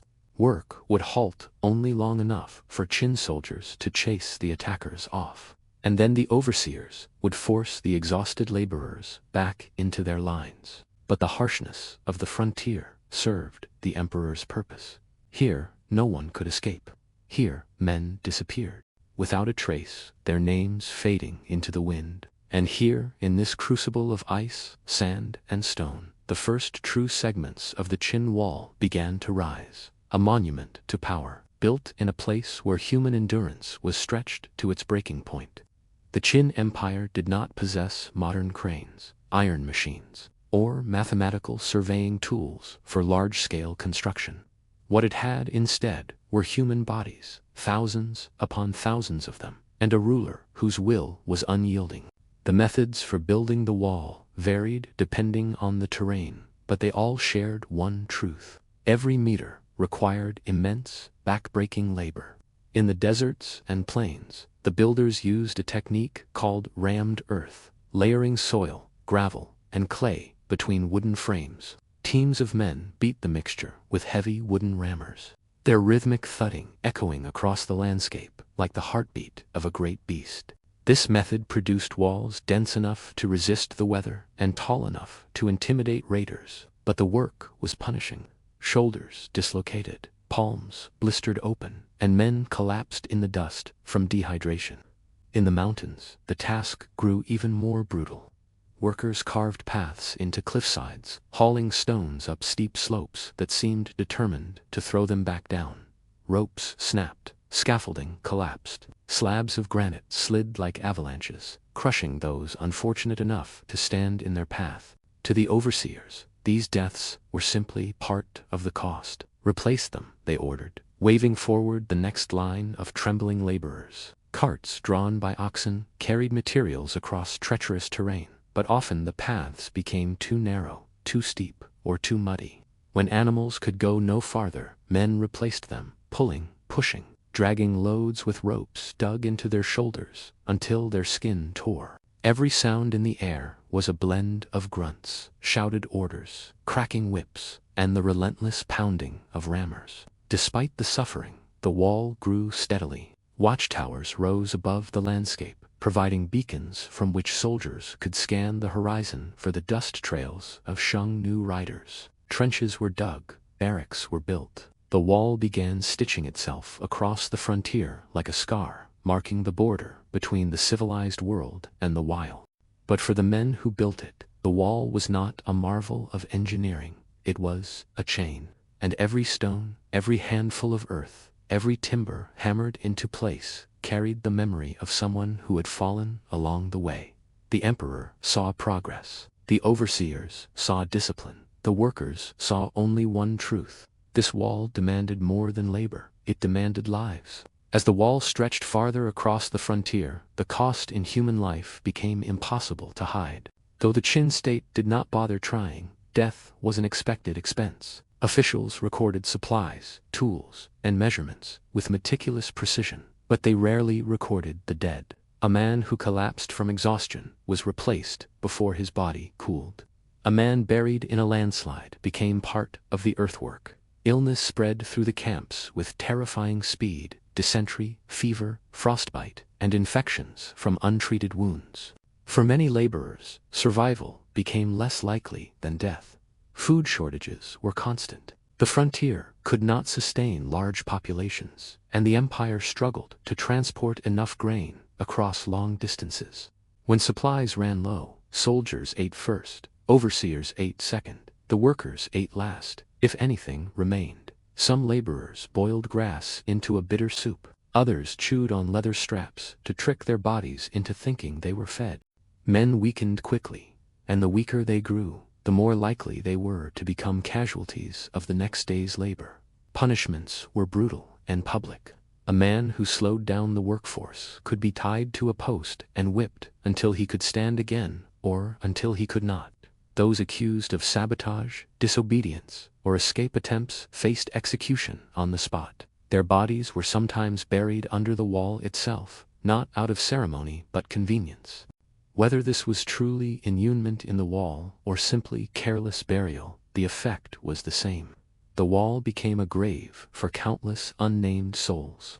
Despite the harshness, rumors spread among the workers. Some believed that the emperor intended the wall to last forever, not just as a military defense, but as a monument to his reign. Others whispered that Qin Shi Huang was terrified of death and sought permanence in structures that could outlive him. To the builders, these whispers only deepened their resentment. They suffered not for a cause, not for protection, but for the ambition of one man. Yet even in despair, moments of humanity flickered. Workers shared their remaining food. Old veterans taught younger men how to wrap cloth to protect their shoulders. At night, men sang songs of their homes, reminding one another that they had lived real lives before becoming faceless laborers in the emperor's machine. Still, the truth remained. The wall was growing, and men were dying faster than the empire could replace them. Each new section completed stood as both a triumph of engineering and a testament to the vanished thousands who had fallen beneath it. The wall rose higher, and the shadow of the emperor grew longer. While the laborers bore the weight of the wall's construction, the soldiers stationed along the frontier paid their own steep price. They were not simply guards, they were symbols of Qin authority, extensions of the emperor's will. Yet, even their rigid discipline could not mask the reality that this was one of the harshest postings in the empire. Many had once marched triumphantly in Qin's wars of unification. Now they found themselves stationed at top windswept ridges, staring into a horizon that promised only danger. Their duty was relentless. Every watchtower required round-clock surveillance, especially at night, when the Zhongyu were most likely to strike. Soldiers huddled around small fires, gripping their spears, listening to the distant snorts of unseen horses. The northern winds gnawed at them just as mercilessly as they did the workers. Armor offered little warmth, cloaks froze stiff. In winter, even drawing breath felt like inhaling knives. Though soldiers received better rations than laborers, shortages struck them too. Supplies struggled to cross mountains where snow blocked passes and convoys risked ambush. When grain failed to arrive, soldiers went hungry alongside the men they guarded. And unlike the laborers who could collapse without consequence, soldiers were expected to endure. Weakness in a guard post could doom an entire stretch of the frontier. Tensions grew between the two groups. Soldiers enforced order with strict authority, driving workers to continue even when exhaustion made their hands shake. Yet many soldiers quietly sympathized with the laborers, recognizing the same fear in their eyes. Fear of a landscape that killed as ruthlessly as any enemy. Some secretly shared food or water, small gestures that risked severe punishment if discovered. And then there were the battles. While the wall was under construction, new raiders launched sudden attacks to disrupt progress. They targeted isolated camps, supply caravans, and partly completed fortifications. Soldiers sprinted across ridges to repel these assaults, often fighting outnumbered, their feet slipping on loose earth or icy stone. Many fell from cliffs or were struck down before reinforcements could arrive. When the fighting ended, the soldiers returned to their posts, knowing that their victories were temporary and their losses permanent. The wall may have been built for defense, but during its construction, it felt more like a provocation, a reminder to the new that Qin intended to claim the frontier. And the soldiers stationed there understood a painful truth. They were defending a project that was still incomplete, still vulnerable, and still costing lives every single day. Even the army, the pride of Qin, could feel the emperor's ambition pressing down like a weight they too might never be able to escape. As months turned into years, the construction of the Qin wall became a rhythm that consumed the frontier. Every day began the same way. A whistle from an overseer, the clatter of tools being lifted, and thousands of feet trudging to the next unfinished stretch. Progress wasn't measured in miles, but in misery. How many men survived the day? How many collapses could be repaired? How many new sections could be forced into existence before darkness returned? The wall did not grow in a straight, elegant line. It twisted along ridges, followed the contours of mountains, and dipped into valleys where the earth was soft enough to mold. Different regions produced different styles. Packed earth in the west, stone layers in the northern mountains, timber fortifications in forested areas. This patchwork reflected the frantic pace of Qin expansion. Build whatever you can as long as it stands tall and stands now. For the laborers, the wall's progression felt surreal. One morning they would wake to an empty ridge, barren except for scattered rocks. By nightfall, that same ridge would be crowned with a rampart, crude but imposing, the product of thousands of hands breaking, hauling, pounding, and shaping the landscape. Workers often stared at the newly raised segments with a numb mixture of awe and despair. They were building a monument larger than themselves, yet they had no claim to it. Their names would never be recorded. Their families would never know where they died. Still, the work never stopped. In rainy seasons, mud turned to glue, sucking off shoes and trapping carts until teams of men dragged them free. In dry seasons, dust storms swallowed entire work sites, forcing laborers to cover their faces with scraps of cloth while continuing to hammer earth into place by feel alone. Thunderstorms shattered scaffolds, earthquakes collapsed portions that had taken months to construct. Each disaster meant repeating the same grueling tasks with even fewer survivors remaining. The empire kept sending more men, fresh criminals, newly conscripted peasants, political offenders. Some arrived defiant, others terrified, but all eventually succumbed to the same exhaustion. They were absorbed into the machine, into the slow and relentless march of expansion. A man had no past on the frontier. He had only the wall in front of him and the overseer behind. As the wall stretched farther, laborers whispered a bitter phrase: "The wall grows, the empire grows, but we grow fewer." Yet the project persisted. Driven by a single truth, Qin Shuang demanded a barrier that would reshape the world. And the world unwillingly was being reshaped, stone by stone, life by life. As the wall crept across the frontier like a giant scar, its purpose expanded far beyond defense. Qin Shang did not merely want to keep invaders out, he wanted to keep his empire in. The wall became a visible reminder of his authority, stretching farther than any messenger could travel in a day. A physical declaration that the emperor's reach extended into the most remote and desolate corners of the world. It was as if he carved his name into the landscape itself, demanding that all who looked upon it remember who commanded heaven and earth. For many in the empire, the wall became a symbol of dread rather than pride. Stories circulated about men who were dragged from their homes simply for criticizing imperial reforms, sentenced to labor on the frontier until their bones gave out. Families whispered warnings to their children: "Obey the law, or the wall will take you." The very mention of the northern work sites could silence a crowd. It was widely believed that those who vanished into the construction camps were rarely seen again, and the truth was not far from the rumors. Officials, too, used the wall as political leverage. A rival bureaucrat could be accidentally assigned to oversee a remote section, a subtle death sentence disguised as promotion. Even nobles feared offending the wrong minister. The wall was an equalizer in the most brutal sense, stripping away wealth, rank, and privilege. On the frontier, everyone answered to the emperor alone. Yet Qin propaganda spun a different tale. Court poets and scholars praised the wall as a dragon of protection, a sacred shield guarding the realm from chaos. Travel records described it as the greatest engineering achievement in history. Statues and inscriptions celebrated the emperor's benevolence in securing peace for future generations. But those who actually worked on the wall knew the truth. It was built with more cruelty than stone. Still, the wall did its job. The Xiongnu, unnerved by the rapid expansion, retreated farther north, uncertain how to confront a barrier that grew faster than they could tear it down.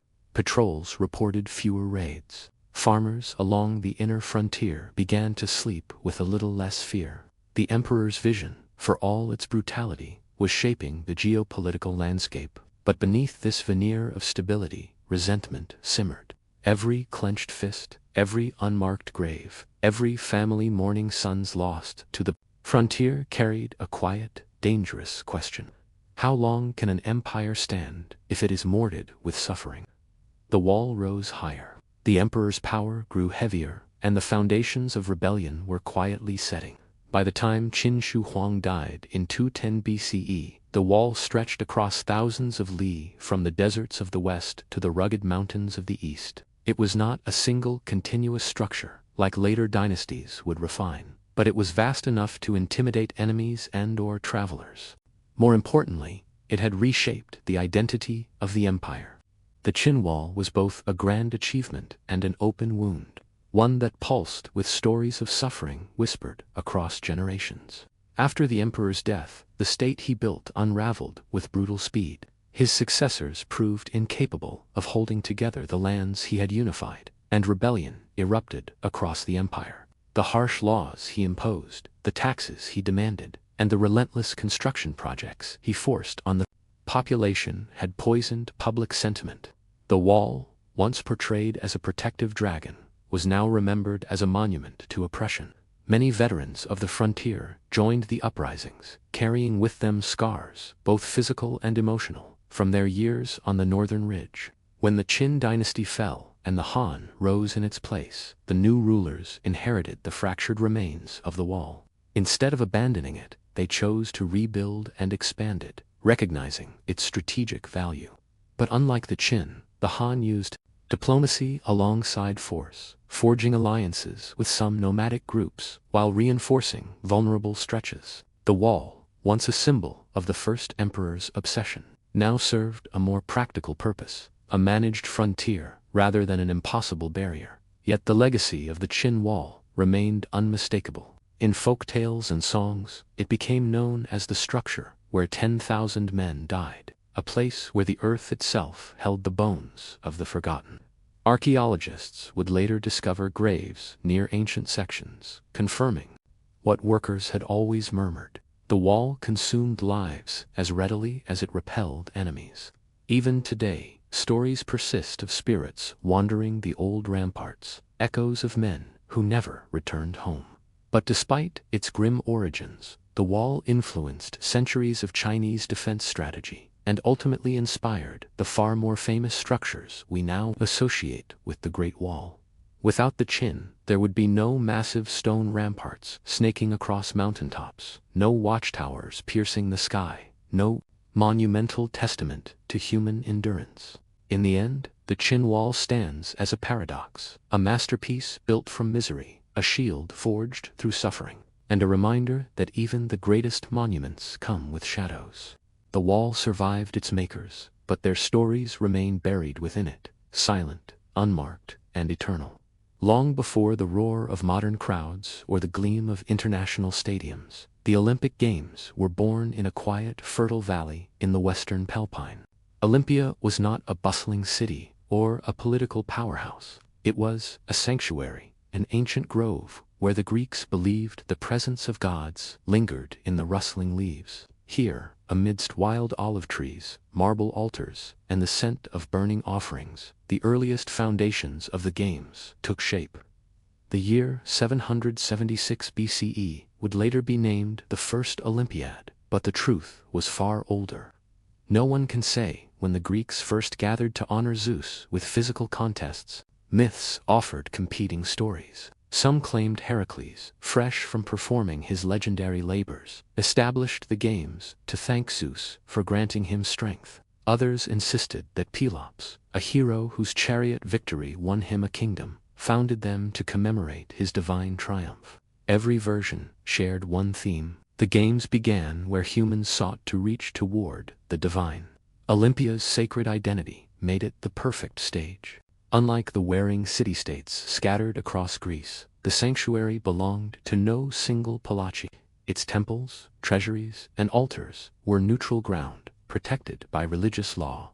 Even enemies were expected to behave with reverence upon entering its boundaries. And because the Greeks believed Zeus watched from above, every athlete who entered the arena carried not only the pride of their city, but the weight of divine judgment. But the games were not created merely to entertain. They were offerings, gifts of strength, endurance, and courage, presented to the gods. Victories brought honor not just to the athlete, but to Zeus himself. Losing was not shameful. Failing to give one's best effort it was said that an athlete must compete for the glory of Zeus alone. A reminder that ambition was allowed, but arrogance was not. As pilgrims gathered from distant lands, Sparta, Corinth, Athens, Elis, they arrived with the same awe one might bring to a sacred pilgrimage. They came bearing sacrifices, prayers, and hopes. Before any race could begin, before any athlete could be crowned, priests lit the sacred fire at the altar of Zeus, its smoke rising into the sky as an invitation to the divine. In that moment, the world of mortals paused. Ritual replaced rivalry, piety overshadowed politics, and from this sacred space, the Olympic Games emerged, not as sport, but as a holy dialogue between humans and gods. A dialogue that would soon unite all of Greece. To understand the true power of the ancient Olympics, one must first understand Greece in the 8th century BCE, a land of fierce independence, proud rivalries, and constant conflict. City-states like Sparta, Athens, Argos, and Corinth were more than neighbors. They were competitors in politics, trade, and war. Feuds could last generations. Borders shifted with every season. Distrust was the default. And yet, every 4 years, something extraordinary happened. A divine peace known as the Echeria, or sacred truce, was proclaimed across the Greek world. Heralds traveled from Olympia to the farthest city-states, announcing that during the upcoming games, all warfare must stop. Soldiers were ordered to put down their spears. Generals postponed campaigns. Even bitter enemies agreed, if only temporarily, to honor the will of Zeus. This truce was not a polite suggestion, it was a sacred obligation. Violating it meant offending the king of the gods himself, an act considered reckless at best and suicidal at worst. The Greeks believed that the gods watched over the games with sharp, discerning eyes, ready to punish those who disrespected their festival. The practical effects were astonishing. Roads that were usually dangerous suddenly became safe.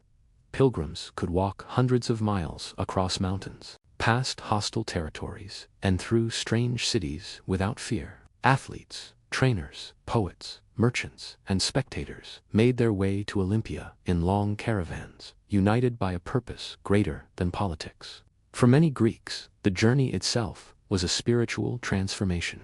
A Spartan might travel beside an Athenian without reaching for a weapon. A Corinthian merchant might share a wineskin with a Theban storyteller by the roadside. These were encounters that never would have occurred in wartime, and in Greece. Wartime was most of the time. The sacred truce also signaled the start of ritual preparations in each city. Families chose which athlete would represent them. Noble houses boasted of sons training for glory. Gyms and running tracks filled with hopeful competitors. Even the poorest villagers dreamed of seeing Olympia, perhaps for the first and only time in their lives. As the days passed, excitement spread, when the heralds' voices echoed across the hills, announcing the exact date of the games. Greece shifted into a rare moment of unity. The truce did not erase rivalries, but it elevated something more important. The shared belief that honoring Zeus and celebrating excellence was worth pausing the endless churn of war. In those sacred weeks, Greece remembered what it meant to be one people, and all roads, peaceful at last, led to Olympia. As the sacred truce took effect, the Greek world seemed to inhale deeply and just for a moment stop bracing for war. Roads that had once belonged to armies, now filled with pilgrims carrying offerings, travelers seeking spectacle, and athletes chasing immortality. For many, the journey to Olympia was as important as the games themselves, a pilgrimage of devotion, endurance, and anticipation. Athletes often traveled months in advance, accompanied by trainers, family members, and supporters. Some came from wealthy city-states and arrived with well-ended entourages. Others came barefoot from remote villages, carrying little more than a bronze stridle and a bag of figs. Yet all walked the same dusty paths, all cooked over the same roadside fires, and all gazed toward the west with the same mixture of nerves and excitement.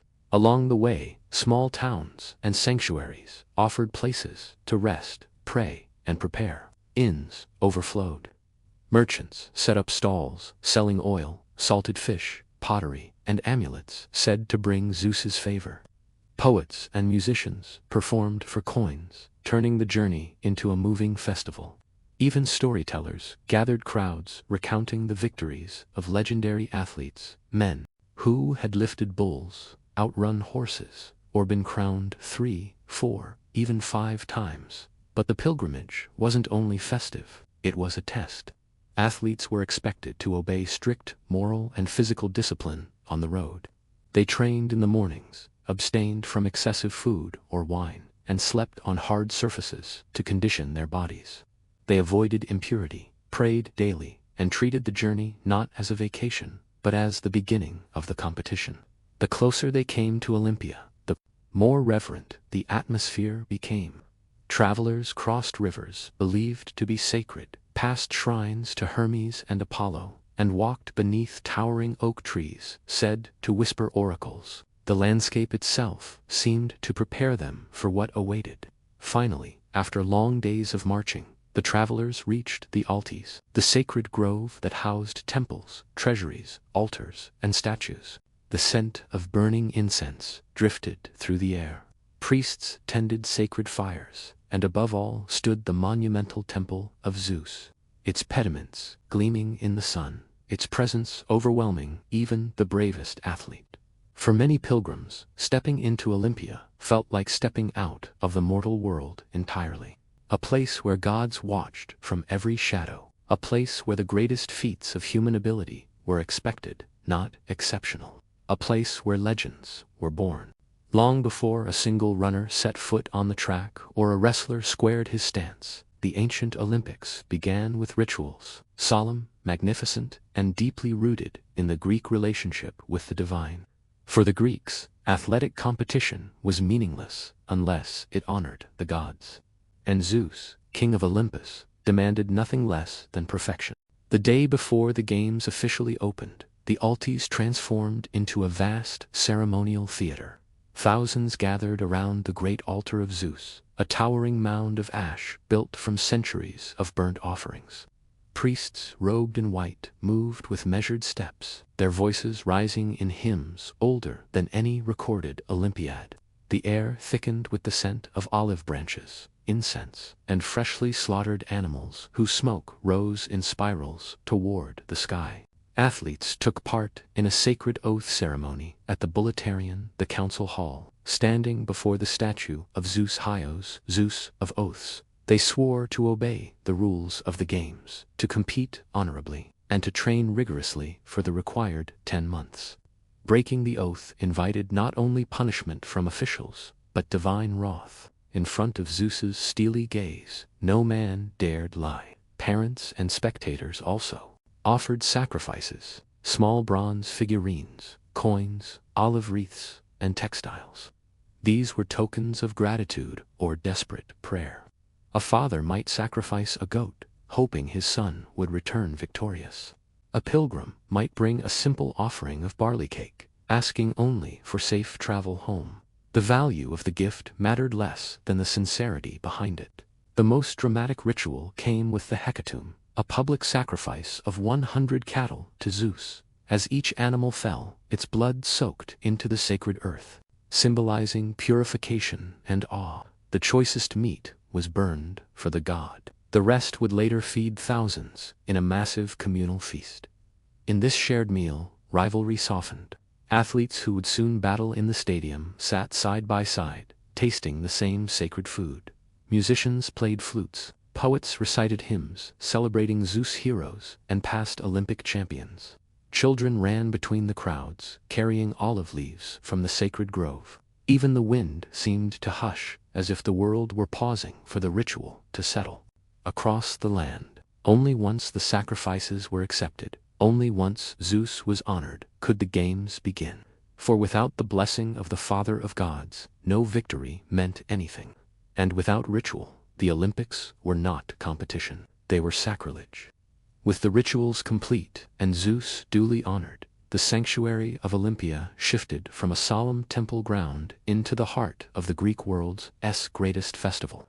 The first official moment of the Games was the opening procession, a spectacle that captured the spirit of unity the Olympics were meant to embody. At dawn, a trumpet blast echoed through the Altis, bouncing off marble columns and rustling the sacred grove. Athletes, judges, officials, and heralds gathered at the entrance of the sanctuary, each representing a different city-state, each carrying the pride of their homeland on their shoulders. Despite Greece being a patchwork of independent and often hostile polis, the procession presented a vision of what unity could look like. Leading the march were the Hellenodikai, the judges of the Games. Selected from the city of Elis, they trained for months to learn the rules, the rituals, and the proper conduct expected of Olympic officials. Dressed in flowing robes, they walked with a solemn dignity, for their authority came not from law, but from Zeus himself. Behind them came the athletes, moving in orderly lines, bodies gleaming with oil, muscles carved by months of laborious training. Some bore the rugged physique of Spartans, hardened by discipline since childhood. Others carried the proud elegance of Athenian competitors, trained in gymnasia, filled with philosophers and poets. Still others came from distant colonies, Magna Graecia in Italy, Ionia on the coast of Asia Minor, even Cyrene in North Africa. When they marched together, it stretched across the sanctuary like a living tapestry of Greek identity. Following the athletes were ambassadors, musicians, priests, and representatives of various cities. Many carried offerings, ornate bronze tripods, carved wooden statues, or dedications to Zeus and Hera.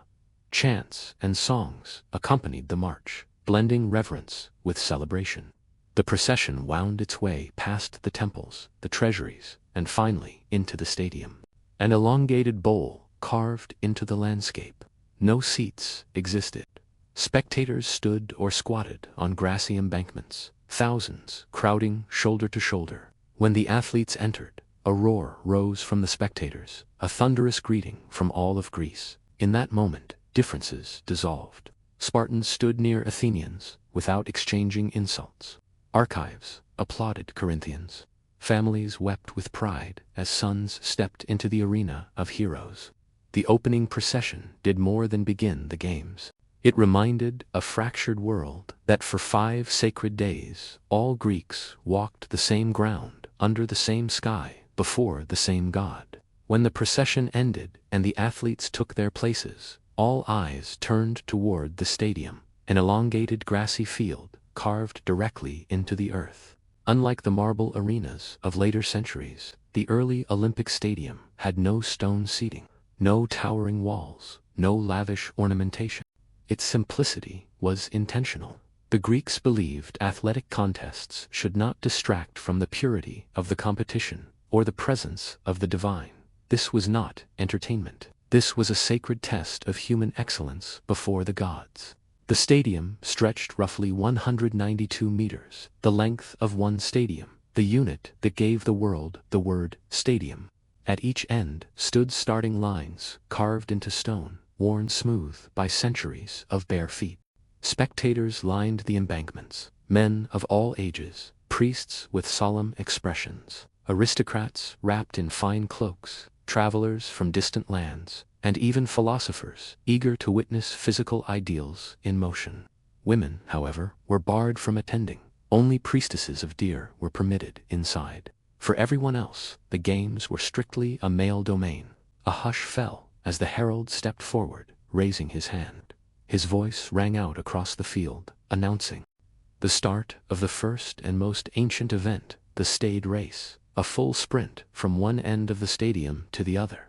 The athletes took their positions, toes pressed into small grooves in the stone, bodies coiled like bowstrings. Their skin glistened with olive oil, dusted lightly with sand to help their grip. There were no lanes, no starting pistol, only the herald's signal. A single trumpet note pierced the air. The runners exploded forward. Spectators roared as the athlete shot across the field, arms pumping, legs kicking up dust. There were collisions, elbows thrown, bursts of desperate speed, as each man sought to prove himself not merely fast, but divinely favored. Victory was decided by inches. When the first runner crossed the finish line, a wave of shouts swept across the stadium. His name would be recorded for eternity, not as a champion of his city, but as the victor of an Olympiad. But sprinting was only the beginning. The coming days would bring wrestling, boxing, the brutal pancration chariot, races, and pentathlon contests that tested strength, skill, and endurance. Yet standing in that stadium, hearing the thunder of feet and the cries of thousands, one truth became clear. The Olympic Games were more than competition. They were a declaration of human potential, performed under the watchful gaze of Zeus himself. And every athlete who stepped onto that sacred ground knew this was where mortals proved they were worthy of memory. While the sprint opened the games, it was only the first spark in a blaze of competition. The ancient Olympics unfolded as a series of events designed not merely to entertain but to measure the full spectrum of human ability. To win an Olympia was to achieve a kind of immortality, for the Greeks believed that true excellence, arteta, was the closest mortals could come to divinity. One of the most admired competitions was the wrestling match, a contest of strength, balance, and willpower. Wrestlers coated themselves in olive oil and then dust to improve grip. With their hair bound and bodies gleaming, they entered the sandy arena like statues brought to life. Victory went to the athlete who forced his opponent to touch the ground 3 times. The battles were silent, intense, and deceptively graceful. 2 bodies intertwined in a dance that tested every muscle, every breath. Then came boxing, far more brutal than its modern counterpart. Fighters wrapped their hands in leather thongs called himontes, sometimes stiffened with wool or metal. There were no rounds, no weight classes, no time limits. The match ended when someone collapsed, surrendered, or died. Faces were smashed, ribs cracked, and teeth scattered across the sand. Yet spectators revered the boxers, believing their courage honored Zeus. The pancration, however, was the true test of fearlessness. A blend of wrestling and boxing, with almost no rules. It allowed kicking, holds, chokes, throws, and joint locks. Only biting and eye gouging were forbidden, though desperate athletes sometimes attempted them anyway. Victors of the pancreas were celebrated as the strongest, most unbeatable warriors of Greece. Olympians who triumphed in this event often went on to command armies or become legends in their cities. The pentathlon showcased versatility: discus, javelin, long jump, a short sprint, and wrestling.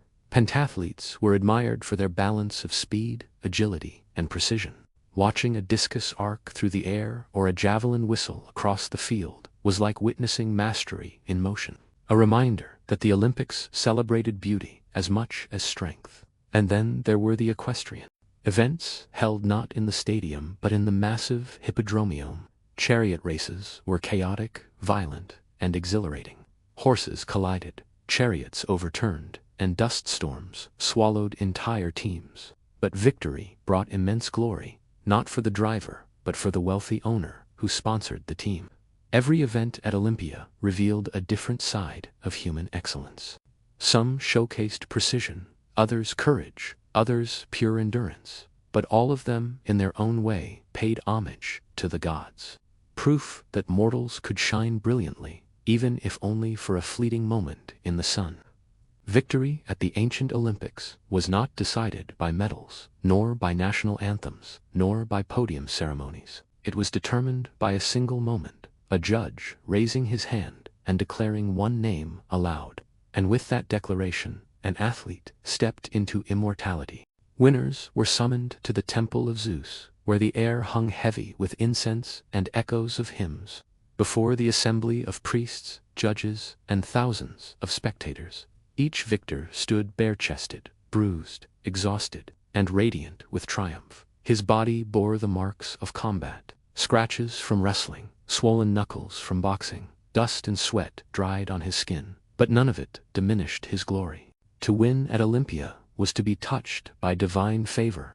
The crowning ceremony began with praise to Zeus. A priest cut branches from the sacred olive tree believed to have been planted by Heracles himself. These branches, long and slender, were woven into a simple wreath. The chinos, no gold, no jewels, just olive leaves, symbols of peace, virtue, and purity. Yet the simplicity was deceptive. This wreath carried more weight than any treasure. It proclaimed to all of Greece that the victor had achieved erit, the highest standard of excellence. His name would be recorded for eternity. His city-state would celebrate him as a hero. Poets might immortalize him. Sculptors might carve his likeness for the altars. Families would speak of him for generations. As the wreath was placed on the victor's head, the crowd erupted, not with polite applause, but with thunderous shouts, chants of his name, and sometimes tears.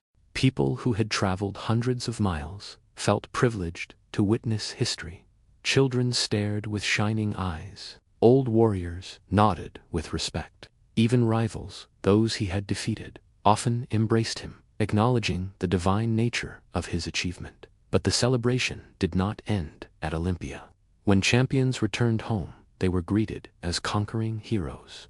City gates were sometimes torn down so that the victor could enter through a breach, symbolizing that his triumph made the city stronger. Some received free meals for life. Others were granted pensions, statues, or even political office. Yet most champions insisted that these earthly honors were secondary.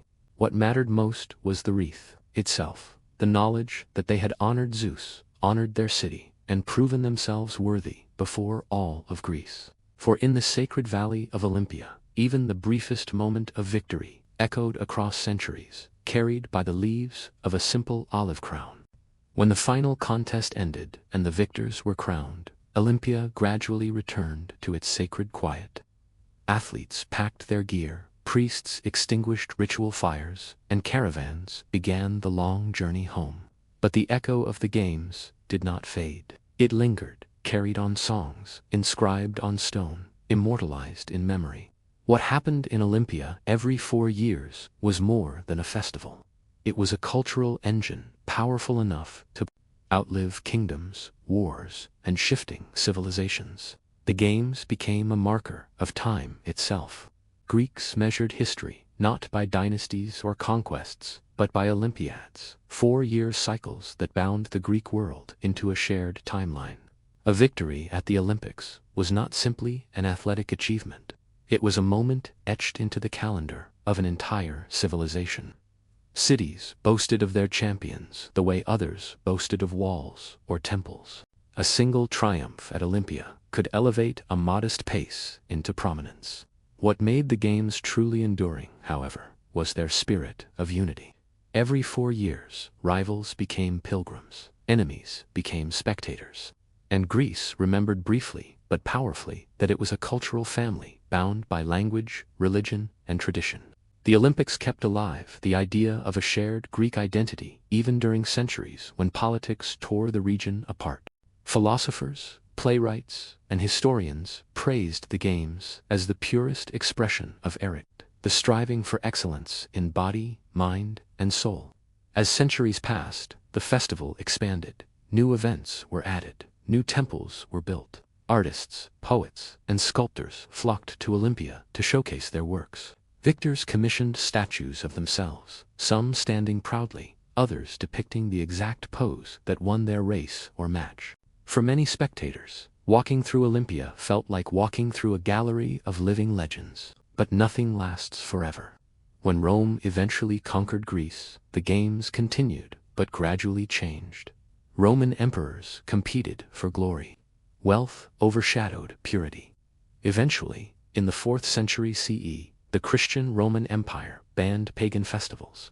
Olympia fell silent, temples crumbled, the sacred fire was extinguished. Yet the memory never died.